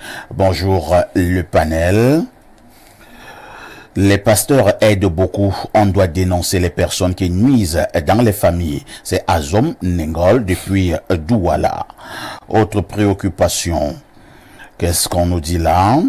Bonjour Perfecto, concernant la dénonciation, je pense que certaines églises de réveil font dans l'endoctrinement, l'engouement. Il n'y a pas de place pour les esprits faibles dans ces églises. Moi-même, j'ai été victime. J'ai été très malade. On m'a dit que c'était mon père. Vrai ou faux? Moi, j'ai mis mes genoux au sol et je me dis que Dieu n'a pas peur du diable. Donc, si on te dit que ta famille veut te tuer, mets-toi tout simplement en prière et ne fuis pas ta famille. C'est Pélagie de Mbalmayo. On ne fuit pas la personne qui veut te tuer. Incroyable. Autre message ce jour. Bonjour le panel. Vraiment, oui, il y a les bonnes et mauvaises églises. Blériot a véritablement raison. Tout pasteur qui divise... c'est pas ce qu'il dit, hein, qui divise son relation. Tout pasteur qui divise son relation avec le diable, lui-même, ce pasteur David, vraiment, il a divisé beaucoup de familles. Pardon, beaucoup sont les féticheurs cachés, mais il y a aussi les bons pasteurs qui ne mettent pas l'argent devant, qui ne divisent pas les familles. Espace Miné, je love cette émission. Un seul mot continue. C'est Arlette Donkwaban qui envoie le message. Je vous amène au plus 32. Belgique. C'est la Belgique. Bonjour, Espace Miné. Basson a déjà son rival sur le plateau. C'est Paul Yombo. Non. Rival, c'est-à-dire quoi? Pour les églises de réveil, je suis neutre. C'est Yacha depuis Liège qui envoie le message. Perfecto. La parole de Dieu dit dans Ésaïe 8, 19, ceci. Si l'on vous dit, consultez ceux qui évoquent les morts et ceux qui prédisent l'avenir, qui poussent des sifflements et des soupirs, répondez, un peuple ne consultera-t-il pas son Dieu? S'adressera-t-il aux morts en faveur des vivants? Perfecte le problème des Africains et qu'ils trouvent plus facile d'écouter ce qui sort de la bouche des pasteurs que ce que la parole de Dieu dit. Aussi, on a tendance à penser que Dieu et ancêtres marchent ensemble, que non, perfecto. Sinon, on assiste à tout ce qu'on voit ici. Je suis d'avis avec M. Niemek. Si un supposé homme de Dieu aussi puissant soit-il prétend déjà voir telle ou telle chose, la seule hypothèse qui tient est qu'il n'a pas vu cela au nom du Christ. La parole de Dieu ne contredit pas, tout sauf l'autre là. Je pense qu'on va avoir un autre débat. Il y a beaucoup de naïveté. Parce que quand vous parlez de mort, moi je rigole. Je vais vous poser une question. Lorsqu'on implante une église quelque part, qu'est-ce qu'on met à l'hôtel? Oui, mais Qu'est-ce qu'on met à parce que l'hôtel? ce n'est pas chrétien, malheureusement. Qu'est-ce qu'on met à l'hôtel? Ce n'est pas chrétien. Oui, convoquer ce Vous débat. savez donc que le blaireau pouvait rendre quelqu'un fou? Non, pas Nous sommes en train... Attendez un raison. peu. Nous sommes en train de mettre une église quelque part. On met les reliques à l'hôtel et Blaireau nous dit que ce n'est pas chrétien. Oui, je dis que c'est C'est pas l'église dans le quoi? Non, c'est pas chrétien. C'est l'église dans le quoi? Mais parfait, il s'est convoqué un prêtre ici. S'il lui tente de dire que c'est chrétien, qu'il le montre dans la Bible, je lui montre la source de cela. Parfait, ici. Il ne viendra même pas. Je dis, je mets... Bon, les catholiques romains ne sont pas chrétiens. Comment ça? Les catholiques romains ne sont pas chrétiens. Comment ça? Mais ils ne sont pas chrétiens. Pourquoi? Parce qu'ils ne suivent pas comme Égrégore Christ. Et sur quoi? Non, ils suivent autre chose. Marie. Quoi? Non, ils suivent autre chose. Quoi? Et C'est là, c'est quoi? c'est eux qui savent ce qu'ils suivent, mais pas chrétiens. Oh là Ils là. ne sont pas Il chrétiens. faut nous dire ce qu'ils suivent. Ils viennent sur le plateau donc, organisent ce débat. Ils ne sont pas chrétiens. Parfait, ici. Point par point. Blaireau, c'est là est extrêmement C'est grave. pas grave. Les catholiques chrétiens et les catholiques romains ne sont pas des chrétiens. Ils sont donc quoi? Je ne sais pas ce qu'ils sont, mais ils sont pas. Si vous dites qu'ils ne sont pas chrétiens, cela signifie donc que... Donc les Jésus-chrétiens à mort que ne sont pas chrétiens. Ne me dites pas ce qu'ils sont, ils ne sont pas Nous chrétiens. ne parlons pas de Jésus. Mais pourquoi tu t'arrêtes aux catholiques? Parfait ici. Monsieur Niemek, est-ce que l'égrégore est une catégorie analytique pertinente pour un chrétien? Oui. Bien sûr. Pourquoi vous dites ça? Parce que tout croyant... Pour un chrétien. Non, pour un chrétien, mais le chrétien, c'est celui qui est rattaché à un égrégore. À un égrégore particulier. Mais ce égrégore, c'est une catégorie pertinente pour un chrétien. Jésus, C'est un outil fondamental. L'Église chrétienne prétend que Jésus-Christ est le début Et la fin. et la fin. Oui. Il est le même hier, aujourd'hui et éternellement. C'est ça. Il n'y a rien au-dessus de lui. C'est On ça. ne va au Père que par lui. Passant par Oui. lui. Il n'y a que lui. Oui. Alors, si quelqu'un pense qu'il y a autre chose, Jésus avait-il déjà évoqué des ancêtres dans ses prières? Non. Mais pour la prière catholique, c'est la prière des morts, non? C'est clair. Jésus interdit la prière aux morts. Et les catholiques prient les morts, Oui, mais qu'ils les morts, appellent les saints. Saintel. Les catholiques chrétiens et romains ne sont pas des chrétiens. Parfait ici, moi je vais dire Aussi simple que ça, et ils le savent. Deux choses pour sortir de là. Et puis la chrétienté ne S'il va vous pas de plaît. reste, elle fait un culte. S'il vous plaît, Deux choses nous sortons du débat. Je pense que nous allons organiser un autre débat en la matière. Mais lorsque moi j'ai parlé tout à l'heure, parce qu'il y a un monsieur qui pensait, qui envoyait un message là, Sur les morts. parlant des morts, machin. Non, Et moi il se j'ai donc trompe. pris l'exemple trompe. lorsque Mais si- on n'aime pas. Non, cette vous avez pratique. pris le bel exemple, Voilà. papa, ici. Effectivement, il y a une différence entre les pratiques juives de la Torah et la chrétienté. Il y a aussi une différence entre les pratiques romaines et la chrétienté. Les catholiques ont une pratique qui ressemble à ce que la Rome faisait. Le christianisme interdit tout culte aux morts, toute évocation des morts. Merci, hein. Et les catholiques romains évoquent les morts. Moi je voudrais relever deux Oui, choses. Bernardo. Premièrement, faites attention aux propos de M. Niamek. La structure de l'Église catholique, gauche, droite, centre, je me tais. Autre chose, pour ceux qui ont peur, qui disent que au village on va me tuer, dès l'instant où vous êtes sous la lune, vous êtes toujours en danger. Si on veut vous faire du mal, pas faire ici, que vous soyez au village, que vous soyez en ville, que vous soyez Vous sur soyez même à Mars ou l'étranger. ici, j'entends la magie ne traverse pas l'eau, ce sont les âneries. Faites tout pour vous protéger, vivez en harmonie avec la nature, avec Dieu, avec l'univers et vous serez relativement Moi, protégé. Relativement protégé. J'espère que quand vous allez faire ce débat-là, vous allez inviter aussi les rationalistes qui ne croient en rien de tout ça. Oui. Mais vous Ils serez vont là. venir aussi. Est-ce qu'on n'a pas besoin que vous... Alors vous êtes athée? Non, Non. monsieur Yambo, le problème c'est le suivant. athéiste. Si nous voulons discuter de la chrétienté, Oui. nous devons avoir pour base le livre des chrétiens. Chrétien, c'est ça. C'est tout. Je ne dis pas que la chrétienté est bonne. Qu'on se comprenne comprends bien. très bien ce que vous dites. Si on débat de Karl Marx, on parle des livres de Karl Marx. Karl Marx. Vous ne pouvez pas débattre de Karl Marx en parlant de Descartes. D'accord? Si vous voulez, il y a des transformations du christianisme qui... Bon, enfin, c'est que vous décidez à partir de quel moment C'est pas vous moi qui dites que c'est le décide. christianisme. La transformation. Non, je dis Mais si, Permettez quand également à vous monsieur parlez- Yombo de parler. Je sais que vous êtes tous très instruits sur ces sujets-là. Vous savez ce qu'on appelle l'inculturation. Vous savez ce que l'inculturation et le syncrétisme religieux en Afrique a produit comme résultat au niveau de l'Église. C'est-à-dire que les chrétiens d'Afrique ne sont pas chrétiens au même titre que les chrétiens européens. Donc, je pense que la dernière fois, on a eu une très longue discussion avec Monsieur Yombo, les sœurs Niemek Nous et parlerons Brasson. du christianisme Je avec termine là. pour base, Je termine là. pour référent le Livre des chrétiens. Point. Je Si termine une là. chose ne s'y trouve pas, elle n'est pas Je chrétienne. termine là. La Bible peut être interprétée de différentes manières, Non. selon le bord. D'ailleurs, les textes qu'on choisit de mettre en lumière présument, en fait, orientent déjà les perspectives qui Toute peuvent la avoir. Bible est cohérente. Vous de Genèse connaissez le jusqu'à discours, c'est pas ça le l'Apocalypse. souci. Vous connaissez le discours de Léopold II aux missionnaires. Qu'est-ce qu'il disait aux missionnaires? Non.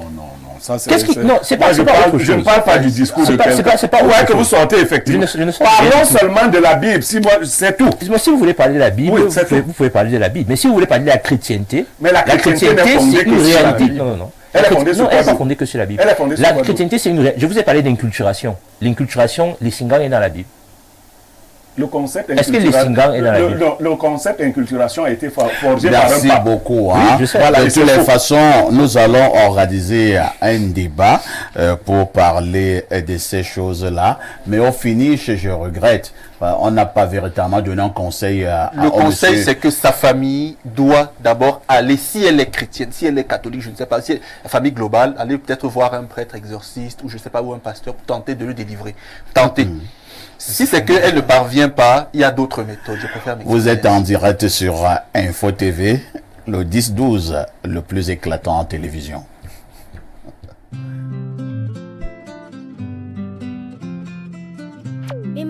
pourquoi tu éteins la télé? Lors de mon absence, je ne peux pas surveiller ce que tu regardes. Pas besoin d'être toujours derrière votre enfant. Il y a le contrôle parental. Vous pouvez décider de ce que votre enfant a le droit ou non de regarder, et cela même quand vous êtes absent. Pour activer le contrôle parental, c'est très simple. Appuyez sur la touche menu de votre télécommande. Ensuite sur Sélectionner ma TV. Puis Mon code parent et sur Créer ou modifier votre code à 4 chiffres et là, appuyez sur OK.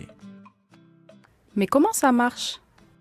Allez sur la chaîne de votre choix et appuyez sur le cadenas. Rentrez votre code à 4 chiffres, changez de chaîne pour actualiser le blocage et revenez sur votre chaîne désormais verrouillée. Votre chaîne est désormais inaccessible et votre enfant ne peut plus la regarder. Avec le contrôle parental, soyez serein de ce que regardent vos enfants.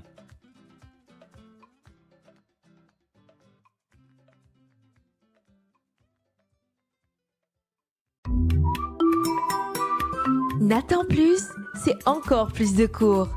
Ça y est, c'est la rentrée sur Nathan Plus. Des mathématiques, des exercices pour t'aider à apprendre. Du français, des dictées pour mieux s'entraîner. Des sciences, de l'éducation civique et environnementale, de l'anglais pour mieux comprendre. Outstanding.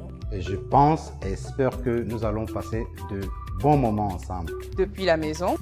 Nathan Plus, c'est pour toute la famille. Très bien dit. Des cours CE1 au CM2 et des séances d'alphabétisation pour les plus grands. Bonne rentrée avec Nathan Plus. Nathan Plus, en route pour l'école.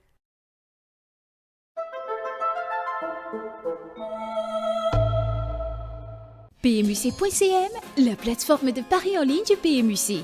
Pariez sur les courses épiques, la loterie, le casino, les sports. Avec les meilleures cotes, pariez sur ces gros événements.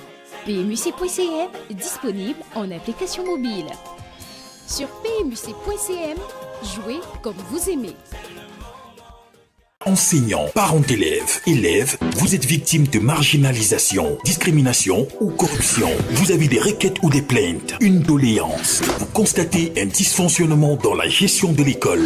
Vous avez vécu un cas de violence basé sur le genre, viol et harcèlement sexuel. Appelez le numéro vert du PAREC 8064. C'est gratuit et confidentiel. Ceci est un message du ministère de l'Éducation de base à travers le programme d'appui à la réforme de l'éducation au Cameroun et le financement de la Banque mondiale.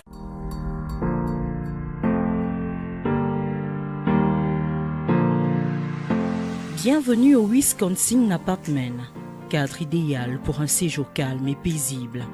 Wisconsin Apartment, c'est la fine fleur en termes de studios et appartements meublés au standing à moindre coût.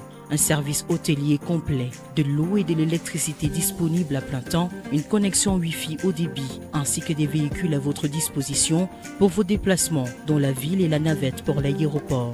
Wisconsin Apartment, c'est un cadre sécurisé 24 heures sur 24 et 7 jours sur 7. Nous sommes situés à Yaoundé Golfolo, face station Tradex, avant la GMI. Contact 691 91 86 37 694 41 21 72 679 78 76 23. Wisconsin Apartment, une classe de différence.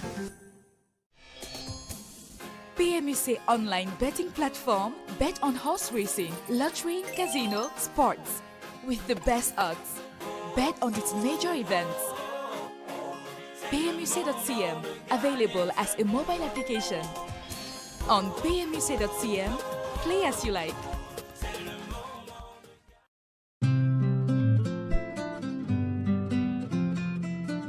Mais maman, pourquoi tu éteins la télé? Lors de mon absence, je ne peux pas surveiller ce que tu regardes. Pas besoin d'être toujours derrière votre enfant. Il y a le contrôle parental. Vous pouvez décider de ce que votre enfant a le droit ou non de regarder, et cela même quand vous êtes absent. Pour activer le contrôle parental, c'est très simple. Appuyez sur la touche menu de votre télécommande. Ensuite sur Sélectionner ma TV. Puis Mon code parent et sur Créer ou modifier votre code à 4 chiffres et là, appuyez sur OK. Mais comment ça marche? Allez sur la chaîne de votre choix et appuyez sur le cadenas. Rentrez votre code à 4 chiffres, changez de chaîne pour actualiser le blocage et revenez sur votre chaîne désormais verrouillée. Votre chaîne est désormais inaccessible et votre enfant ne peut plus la regarder. Avec le contrôle parental, soyez serein de ce que regardent vos enfants.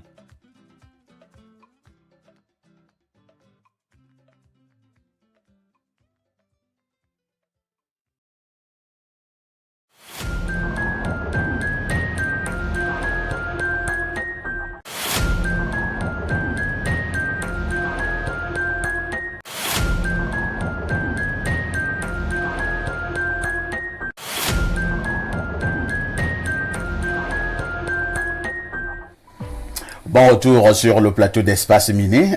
Dommage, je ne vous dirai pas ce qui a été relevé en enfin. Que de révélations.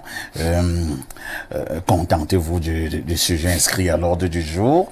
Ce jour, nous parlons de l'investissement avec une interrogation. Est-il risqué d'investir au Cameroun? Nous allons faire comme à l'école primaire, hein, c'est-à-dire définir d'abord les mots durs. Je pense que pour le cas d'espèce, il n'y a que investir et risquer. Je commence par notre ami Jean-Pierre Mbanga. Jean-Pierre, c'est quoi l'investissement? C'est quoi investir? Et pourquoi ça peut constituer un risque?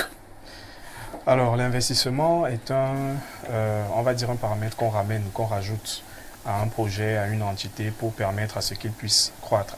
L'entité en question ou le projet puisse croître.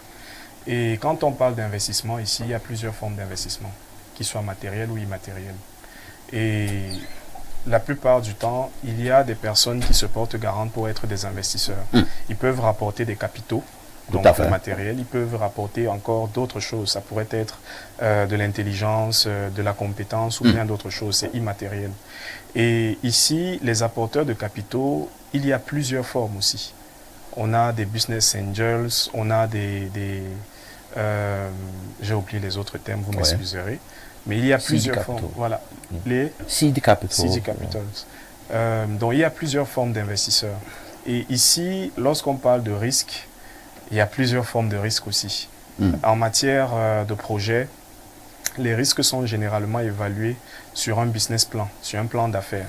Et en fonction du type d'activité aussi qui veut être mise en place. Donc, si on parle d'investissement au Cameroun, et des risques qu'il présente, on peut dire quand même qu'il y a des opportunités à saisir en matière d'investissement et il y a bien évidemment des risques aussi qu'il faut mesurer avant toutefois de se porter garant pour ces investissements-là. Merci pour ce décor que vous avez pour moi brillamment planté. Je passe la parole à Paul Yombo. Investir au Cameroun est-il facile? Bon, investir où que ce soit, c'est pas facile. C'est-à-dire que si on n'entend pas facile, la certitude qu'on aura un retour positif sur investissement, il n'y a pas d'environnement où cela est aisé, sinon tout le monde aurait investi et puis tout le monde se serait enrichi de manière scandaleuse. Maintenant, le contexte camerounais a des défis particuliers qui sont liés au contexte. D'abord, l'un des défis les plus importants, c'est l'insécurité juridique. Quand vous regardez les classements Doing Business successifs, vous vous rendez compte que l'insécurité juridique compte parmi les inquiétudes majeures des investisseurs étrangers qui veulent venir au Cameroun. Ensuite, vous avez le risque politique. Le risque politique qui s'accroît avec la venue des élections au Cameroun. Et vous allez vous rendre compte que la note souveraine du Cameroun a été abaissée par un certain nombre d'agences de notation, notamment Moody's & Fitch. Et donc, ce qui justifie cela, c'est que le Cameroun n'a pas été en défaut de paiement vis-à-vis du FMI. C'est-à-dire que l'État du Cameroun n'a pas pu payer le service de sa dette, ou en tout cas payer le service de sa dette en retard.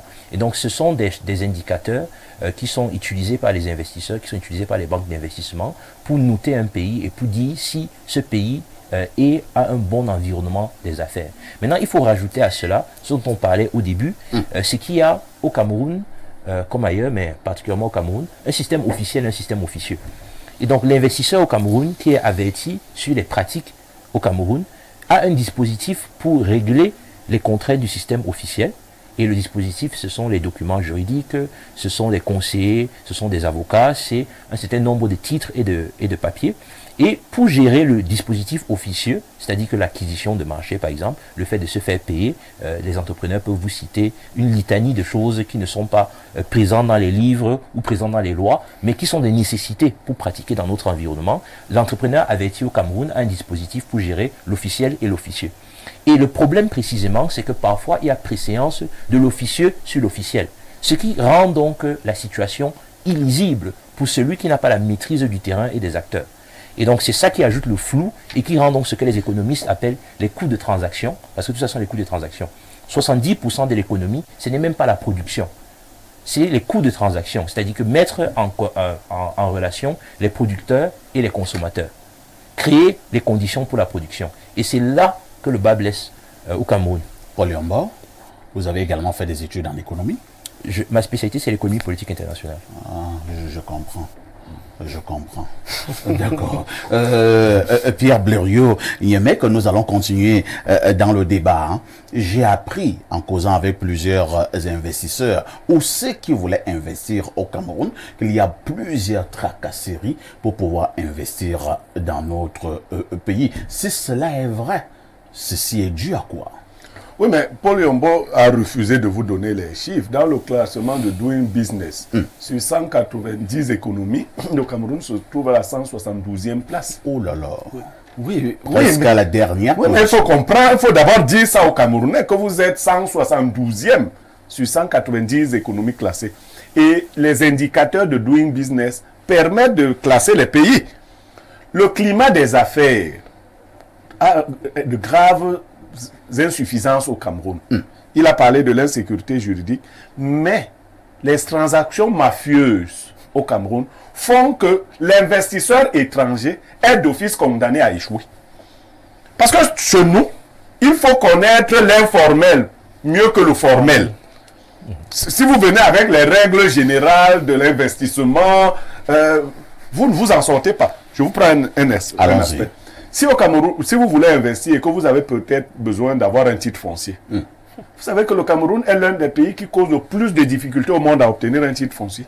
C'est même presque mystique. Bon, vous pensez donc que quelqu'un puisse faire un investissement sérieux qui nécessite par exemple un apport foncier, tout à fait, sans avoir un titre foncier? Pas du tout. Mais si on rencontre ce niveau de dangerosité dans l'obtention d'un document important dans l'investissement, vous comprendrez bien que les gens vont reculer. Chez nous encore, on a des problèmes du genre double vente, des hôtes de terrain. Les investisseurs étrangers ne se sentent pas en sécurité. Et ceux qui semblent réussir semblent être davantage, non pas ceux qui ont compris le doing business normal, mais ceux qui ont compris le mode transactionnel par lequel on réussit le plus rapidement. Ça veut dire quoi? Vous savez qui toucher pour avoir un marché. C'est comme pour dire ça vulgairement. Vous ne respectez pas les normes. Vous soumissionnez à un marché. Votre nom n'apparaît pas dans le document de ceux qui ont soumissionné. Mais à la fin, c'est vous qui avez le marché. Alors, lorsque les organismes internationaux essaient d'étudier l'environnement des investissements au Cameroun, on n'y voit que du flou. Et ce flou est entretenu.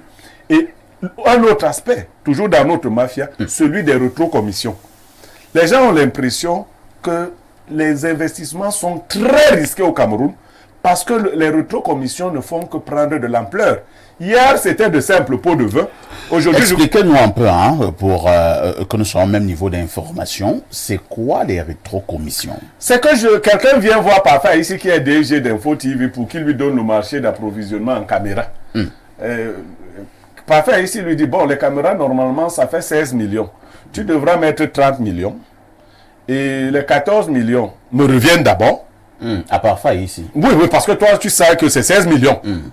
C'est cette gourmandise. Les 14 millions me reviennent. Et dans tes 16 millions, il faut chercher quelque chose pour moi. L'investisseur a donc l'impression que lui vient plutôt engraisser les fonctionnaires ou les promoteurs. C'est ce qu'on appelle des rétrocommissions. Les rétrocommissions. Elles prennent de l'ampleur quand vous voyez les gens s'enrichir. Et ainsi, on fidélise un certain nombre d'investisseurs. Parce que vous êtes déjà entendu. Bien évidemment. Et cela impacte sur la qualité du service, évidemment. Très souvent, ces rétrocommissions vont jusqu'à toucher le capital d'investissement. Ça veut dire qu'au finish, et si vous entrez dans le capital de quelqu'un, comme il veut aussi se faire de l'argent, si vous vous étiez entendu pour ce genre de caméra HD que je vois dans votre studio, il va vous rapporter des choses de seconde main, pourvu que vous ayez quand même quelque chose qu'on appelle caméra. Dans le cas où il apporte même quelque chose, on va plus loin. Certains investisseurs de cette nature-là ne revendiquent même pas leur paiement, parce qu'ils savent que le produit n'a pas été livré. Quand vous venez avec l'intention de faire des affaires de manière claire, vous êtes perdu dans notre environnement. Merci Pierre Blériot. Bernardo Basson, nous avons suivi un gros renfort publicitaire depuis quelques années. On faisait comprendre qu'on peut dorénavant mettre sur pied une entreprise en 48 heures, créer une entreprise au Cameroun en 48 heures. Il y a eu une grande publicité qui a été effectuée à cet effet pour annoncer cela. C'est vrai ou bien c'est un leurre? C'est faux. Vous appuyez sur quoi pour être aussi péremptoire? Durant beaucoup d'années, j'ai été en cabinet conseil, taxe légale. J'ai accompagné beaucoup d'entreprises en création, dans leur structuration, dans leur création juridique. Et je peux vous dire que 48 heures, c'est faux, mais il y a de vraies facilités qui ont été quand même faites. Il y a une vraie souplesse qui a été quand même dressée sur le plan juridique pour qu'en une semaine et demie, 2 semaines maxi, à partir du CFCE, votre entreprise peut être naturellement créée sans autre forme de procédure beaucoup plus complexe. Ça, quand même, c'est vrai. La deuxième question est dans celle-ci. La politique actuelle, la politique gouvernante actuelle au Cameroun, est-elle contre les investissements? Oui. Et pourquoi? Elle est parce que l'idée, à mon sens, basique des gouvernants n'est pas de voir le Cameroun se construire et être émergent. Comment ça? Pour investir ou pour faciliter l'investissement, il faut un climat. Et Paul vous l'a bien relevé. Il faut une sécurité juridique et judiciaire très importante. Il faut que les investisseurs soient sûrs non seulement que la loi de finances, l'assiette fiscale et autres choses soient clairement adaptées et répondent aux besoins sur la durée, mais aussi que la justice, en cas de contentieux, sera suffisamment impartiale et cohérente pour ne pas pénaliser les investisseurs. Et en ce sens, quand même, au Cameroun, il faut savoir qu'avec l'OADA, de laquelle on fait partie, il y a quand même une sécurité judiciaire qui accorde aux investisseurs, au point où même l'État devient justiciable devant l'OADA. Donc, il y a quand même au Cameroun aujourd'hui, comme en Afrique, parmi les pays membres de l'OADA, une sécurité naturelle qui semble se poser. Il y a le climat politique. Je parlais il y a 3 mois avec un entrepreneur chinois qui avait un contentieux. D'ailleurs, il était venu me trouver après l'émission pour que je l'accompagne. Je causais de fou pour une affaire qui le concernait. Et il m'a fait comprendre que les Chinois veulent investir au Cameroun environ 14 milliards de dollars. Sauf qu'ils ne savent pas ce qui se passera après l'actuel chef de l'État. Pour beaucoup, on serait dans un cycle de déclin. Pour beaucoup, le régime va certainement changer à terme. Donc, beaucoup sont à l'affût. Beaucoup sont aux aguets. Ils lisent dans une boule de cristal. Non, ils ne lisent pas justement. Ils sont inquiets de ce qui se passera après. Voilà pourquoi ils ne veulent pas investir. Parce qu'une transition peut être problématique. Elle peut ne pas être toujours pacifique. Ils ne pensent pas. Pourquoi ils voient ça de cette manière-là? Parce que dans l'histoire, ce qui a été fait peut encore être fait. Et quand on investit, on va avoir tous investir. Est-ce qu'il y a un souci au niveau de la transition au Cameroun? Pour l'instant, il n'y en a pas encore. Les mécanismes d'ordre constitutionnel sont clairs. Il faut aller leur dire ça. Tu mets ton argent toi-même. Donc, parfait. Ici, vous voyez, et ils ne sont pas les seuls. D'ailleurs, des Français également ont des entreprises qu'ils veulent. D'accord. Tu peux m'envoyer ça. Pardon? Tu peux m'envoyer ça. Tu as même le titre foncier, tu as ce que tu veux. Après, tu installes ton usine. On coupe quoi? Oui, mais ça, c'est un aspect que Doing Business prend en compte, la fourniture en énergie. Tout à fait. Alors, lisons rapidement quelques messages. Oh là là, les gens sont passionnés par le débat de la dénonciation. Bonjour, à propos de la dénonciation du jour sur Espace Miné, tout en saluant le grand savoir de M. Niemek, je voudrais humblement lui préciser que l'Église catholique est bel et bien chrétienne. Elle prône un seul canal vers Dieu, le Père, qu'est Christ. Les prières d'intercession des saints ne servent que pour arriver à Christ et non au Père. En plus, il devrait savoir que la Bible elle-même reconnaît que tout n'a pas été écrit. Donc, la foi ne saurait se limiter qu'à ce qui est écrit. Humblement, une fidèle téléspectatrice. Dis à la fidèle téléspectatrice que vraiment qu'elle envoie son prêtre débattre avec moi. Elle laisse. La Bible dit, il n'y a entre les hommes et Dieu qu'un seul médiateur, Jésus-Christ. C'est en Timothée. Nul n'arrivera pas le Père Donc il n'y a pas entre Jésus-Christ et nous un autre médiateur qu'on appellerait Marie. Non. Merci beaucoup. Autre préoccupation ce jour.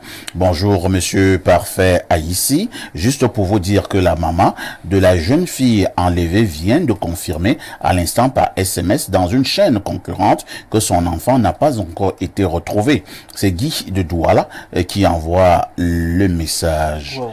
Je vous ramène au plus 32, c'est la Suisse. La Belgique. 32, c'est la Belgique. On a confondu tout à l'heure. Bon, c'est la Belgique. 32, c'est la Belgique. 32, la Belgique. Je vais un peu essayer d'éclairer le plateau. Toutes ces...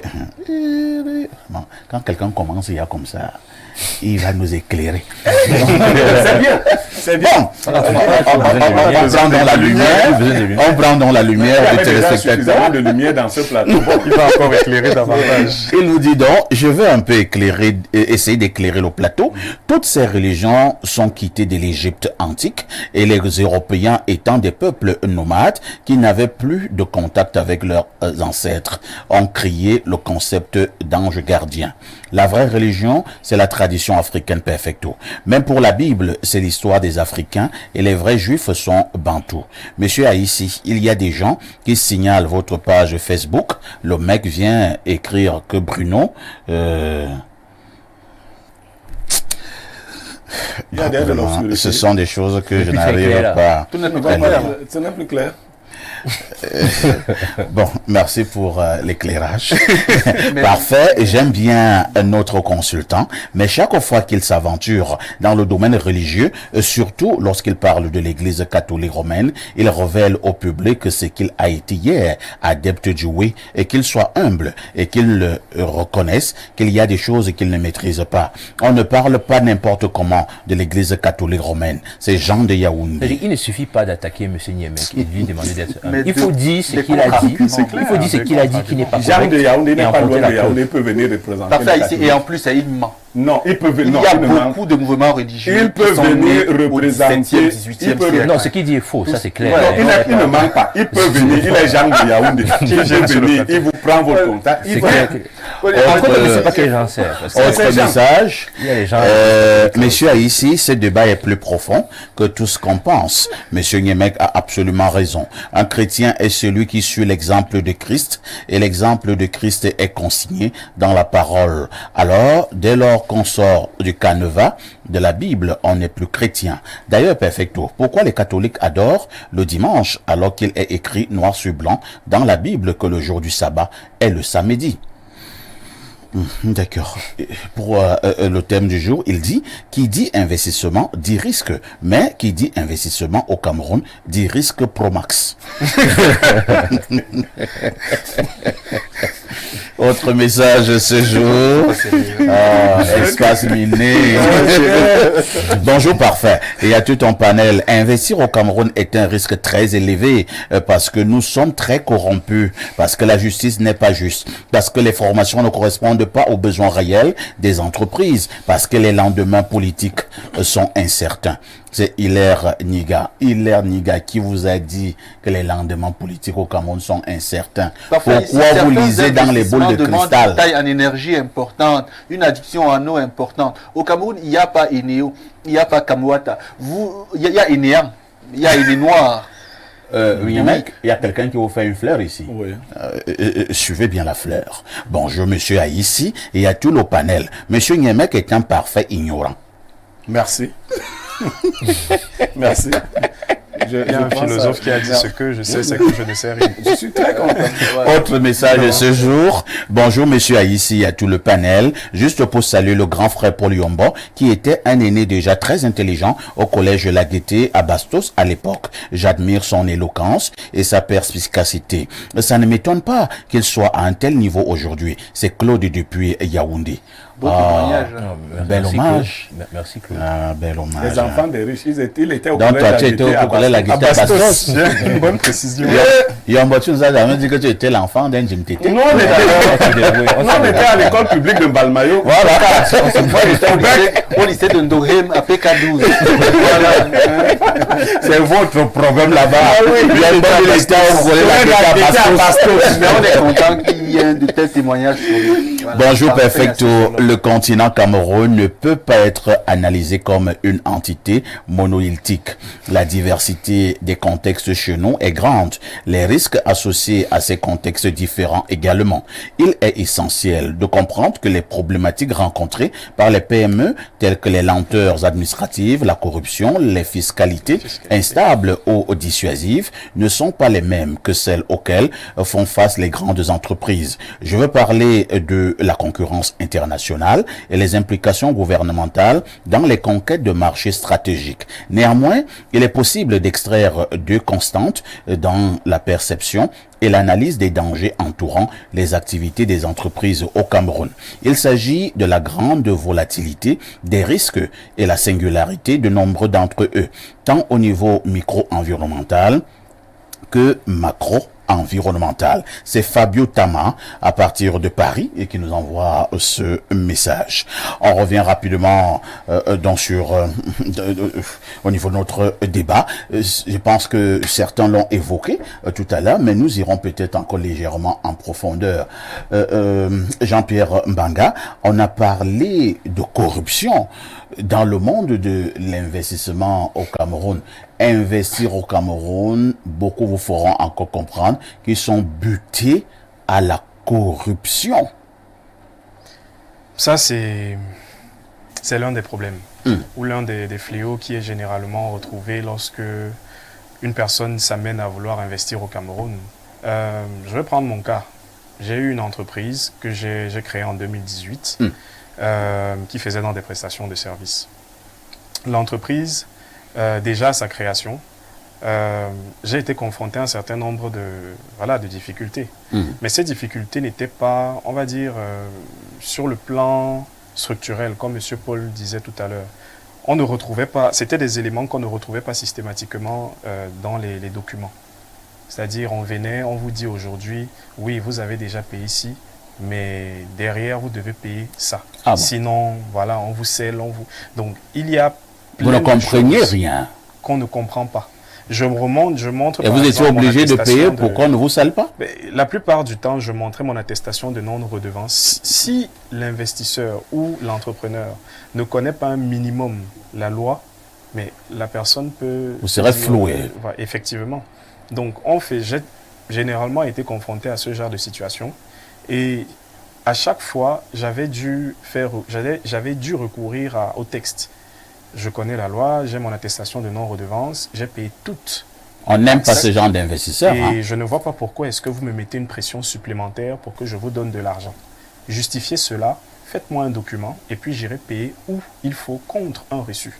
Et là, la personne, immédiatement, ah oui, on va revenir ici l'année prochaine, ainsi de suite. Donc, ça devient une sorte d'intimidation. Donc, il y a plein de personnes qui ont généralement ce genre qui font face à ce type de réalité et sont parfois très remontées. L'autre chose, c'est que on a parlé des lenteurs administratives. Moi, je dirais même un peu plus loin. J'irais un peu plus loin. C'est que on a un climat d'affaires aujourd'hui dans lequel la partie administrative, la plupart du temps, met des programmes, on va mettre des mesures d'accompagnement et autres en place. Mais la plupart du temps, les bénéficiaires eux-mêmes, on ne sait pas où est-ce qu'ils vont quand on se rapproche des différents services pour pouvoir acquérir davantage d'informations et savoir comment faire pour en bénéficier.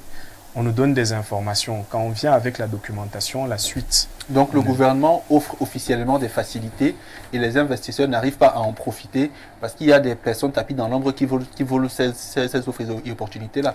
Bienvenue au Cameroun. En tout cas ici, vous voyez qu'il y a des grandes entreprises au Cameroun qui investissent bien. En face non loin du palais des sports de Yaoundé, il y a de gros investissements étrangers. À Douala, c'est pareil, vous voyez. Et donc ces étrangers, parce qu'ils savent deux choses. La première, il y a des accords bilatéraux d'investissement entre le Cameroun et ces pays-là. Et deuxièmement, ces gens savent corrompre les Camerounais. Ils savent que chez nous, mieux tu corromps, mieux tu investis. Donc, le risque au Cameroun... Les étrangers également sont entrés dans la danse. Tu ne connais même pas. Qui l'a créé? Tu ne connais même pas. Paul Yombo, je vous amène sur un autre terrain. Ayant trait toujours à l'investissement, en menant mes enquêtes, je me suis rendu compte que c'est également un monde pas trop de compromis, mais parfois de compromission. Oui, le problème principal, c'est que quand on veut construire, on a besoin de stabilité. Oui. Peu importe ce qu'on veut construire, on a besoin de stabilité. On a besoin de stabilité financière, stabilité juridique, même parfois de stabilité émotionnelle. C'est-à-dire que je ne décide pas aujourd'hui que je vais investir, après demain je décide que je ne veux pas investir. Le problème, c'est qu'on est dans un environnement où il y a trop d'instabilité. Il y a trop de choses imprévues qui arrivent et qui peuvent arriver. Et ce sont ces choses imprévues-là qui constituent le risque. Parce que chaque fois qu'il y a quelque chose qui n'est pas prévu, ça fait des ressources que vous devez mobiliser pour régler la problématique. Et c'est ça le souci. C'est que l'État doit produire une plateforme stable qui permet au pays de grandir. Pierre Blériot, Niemek, finalement, donc, lorsque je vous entends parler, est-ce que vous n'allez pas quand même nous faire comprendre qu'il n'y a pas eu de personnes, qu'elles soient nationales ou bien des personnes venues d'ailleurs, qui sont venues investir au Cameroun et qui ont été prospères, ont eu du succès, qui ont été prospères? Avez-vous l'impression, parce que les gens qui nous suivent au Bangladesh peuvent croire que le Cameroun, il ne s'en sert à rien de parler d'investissement là-bas. C'est le message que vous voulez passer à la face du monde? Non, pas Faïssé, ce serait un mauvais message. Mais le Cameroun est à l'image des audios que vous avez suivis sur le cas de la FECAFOOT récemment. Oui. Je n'ai même pas encore suivi ces audios. Il faut suivre. C'est-à-dire que ceux qui travaillent dans la mafia sont plus puissants et plus nombreux que ceux qui travaillent de manière visible. Il y a des gens qui ont une baraka particulière. On fait des investissements, quelquefois même dans des domaines qu'on ne voyait pas comme étant porteurs. Et finalement, on donnait.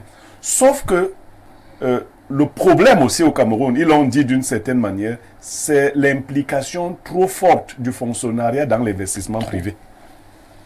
Les fonctionnaires estiment qu'on leur fait un tort en les empêchant de faire des affaires. Parce qu'il faut préciser, les fonctionnaires n'ont pas le droit de faire un certain type d'affaires. Or, les fonctionnaires camerounais sont à la vérité, pour la plupart des hommes d'affaires. C'est-à-dire que c'est eux qui sont souvent derrière les sociétés qui semblent donc réussir. Il est assis au bureau, mais il a créé une société au nom d'un frère qui ne travaille pas. Qui gagne des marchés. Qui gagne des marchés. Et dans ce cas-là, il y a très souvent ce qu'on appelle le délit d'initié. Le même individu qui doit attribuer les marchés. Et puis, l'attribution des marchés publics au Cameroun. Il faut créer une émission pour ça, pas faire ici. On a créé tout un ministère des marchés publics, mais ça n'a pas résolu le problème. On a créé une agence. On a créé... Qu'est-ce qu'on n'a pas créé? Mais ça n'a pas résolu le problème. Quand parfait ici est quelque part, Niemek sait qu'il aura tous les marchés publics de là-bas. Alors, ça fait que même celui qui semble réussir ne vous dit pas la vérité. Il ne vous dit pas comment lui il a réussi. Je dis il y a quelques exceptions. Il faut remettre les choses à plat. Et le paradoxe le plus probant, le plus manifeste, c'est que le Cameroun est un pays complètement vierge en termes d'investissement. Tous les secteurs peuvent encore être porteurs, de l'agroalimentaire jusqu'à la grande industrie. Cameroun, un pays complètement vierge. Complètement vierge. Et puis je vais conclure par faille. Concluons, Blériot. Il y a un double emploi qui est inacceptable dans le cas du Cameroun. Au départ, le président Amadou Ahidjo, pour une certaine logique économique, avait donné le monopole à certains gros investisseurs dans des domaines particuliers. Ce monopole devait tomber au fur et à mesure. Le danger que nous courons aujourd'hui, c'est que les gros investisseurs tuent les PME. C'est-à-dire que le monsieur qui a la grosse structure, c'est encore lui qui fait dans le détail dans la même structure. De sorte que si vous ouvrez une petite entreprise qui doit faire dans le détail de tel produit, le promoteur du produit en gros a déjà ses structures auxquelles il donne l'essentiel des produits et vous, votre entreprise se meurt. C'est ce qu'on voit aujourd'hui avec par exemple, les acteurs qui sont dans la production, le Made in Cameroun. Ce sont des petits artisans. Ils produisent parfois à leurs propres moyens. Mais quand il faut distribuer, ils vont vers des surfaces de distribution, proposent leurs produits. Parfois, ce sont même les promoteurs de ces enseignes de distribution qui vont vers eux, demandent à avoir leurs produits. Mais au moment maintenant où il faut négocier sur les conditions de paiement, mais on a des rallonges pour rentrer dans son dû. Parce que c'est pas comme c'est son dû. Donc, tu as des promoteurs qui le font. Aujourd'hui, on parle parfois de certaines enseignes qui sont à des 30 jours, 60 jours. Comment est-ce qu'un artisan qui est en train de s'auto-financer peut grandir avec ce type par exemple, de fonctionnement. C'est une phagocytose des plus petits par les plus gros. Bonjour Perfecto, il y a tout un panel. Investir au Cameroun n'est pas chose évidente. Moi je vis à Kribi et je travaille dans la zone portuaire. Au moment où nous parlons, certaines entreprises sont dans l'incapacité de fonctionner 24 sur 24 par manque d'énergie électrique et cela cause beaucoup de problèmes aux investisseurs. C'est Jean-Marie de Kribi qui continue en disant un investisseur investit 40 milliards dans une cimenterie et à la fin, il est en incapacité de démarrer la production de ce ciment pour cause d'énergie électrique. Comment on peut avoir une zone portuaire sans au préalable avoir une centrale de production d'énergie électrique? Lisons peut-être encore un dernier message par en Côte d'Ivoire, c'est le 225. Bonjour, un frère, je suis Monsieur Keita sur une chaîne radio en Côte d'Ivoire. Je vous suis à chaque fois que j'ai le temps. Vraiment mes félicitations. En Côte d'Ivoire, on ne peut pas parler ici. Votre pays au moins, vous parlez. Chacun sait comment gérer ses enfants. Là-bas, vous avez 3 fois nos salaires. Mais c'est une particularité. Bonjour le panel, ravi de vous suivre de nouveau ce matin. Le risque zéro n'existe pas. Investir au Cameroun comme partout ailleurs a des risques. Le législateur camerounais a prévu des lois en matière d'investissement au Cameroun. Mais avec ce renouveau, investir au Cameroun devient de plus en plus dangereux à cause de l'insécurité dans certaines zones, l'instabilité politique dans certaines régions comme le Nozo, la corruption grandissante. C'est Dave Landry et depuis Guider qui envoie le message. Il ne me reste qu'à dire merci à nos invités ce matin. Merci à Paul Yombo qui nous a encore éclairé sur ce plateau. Merci à Jean-Pierre Mbanga. C'était votre première fois d'être parmi les démineurs. Je peux vous attribuer une très bonne note. Vous serez régulièrement souvent invité pour votre expertise. Et pourquoi ne donc pas dire merci au vieux de la vieille Pierre Blaireau-Yemec et son acolyte Bernardo Basson. Dans 8 minutes, vous allez retrouver le journal de la mi-journée. La rediffusion de ce programme, c'est tous les soirs à partir de 22h30. Avec tous ces...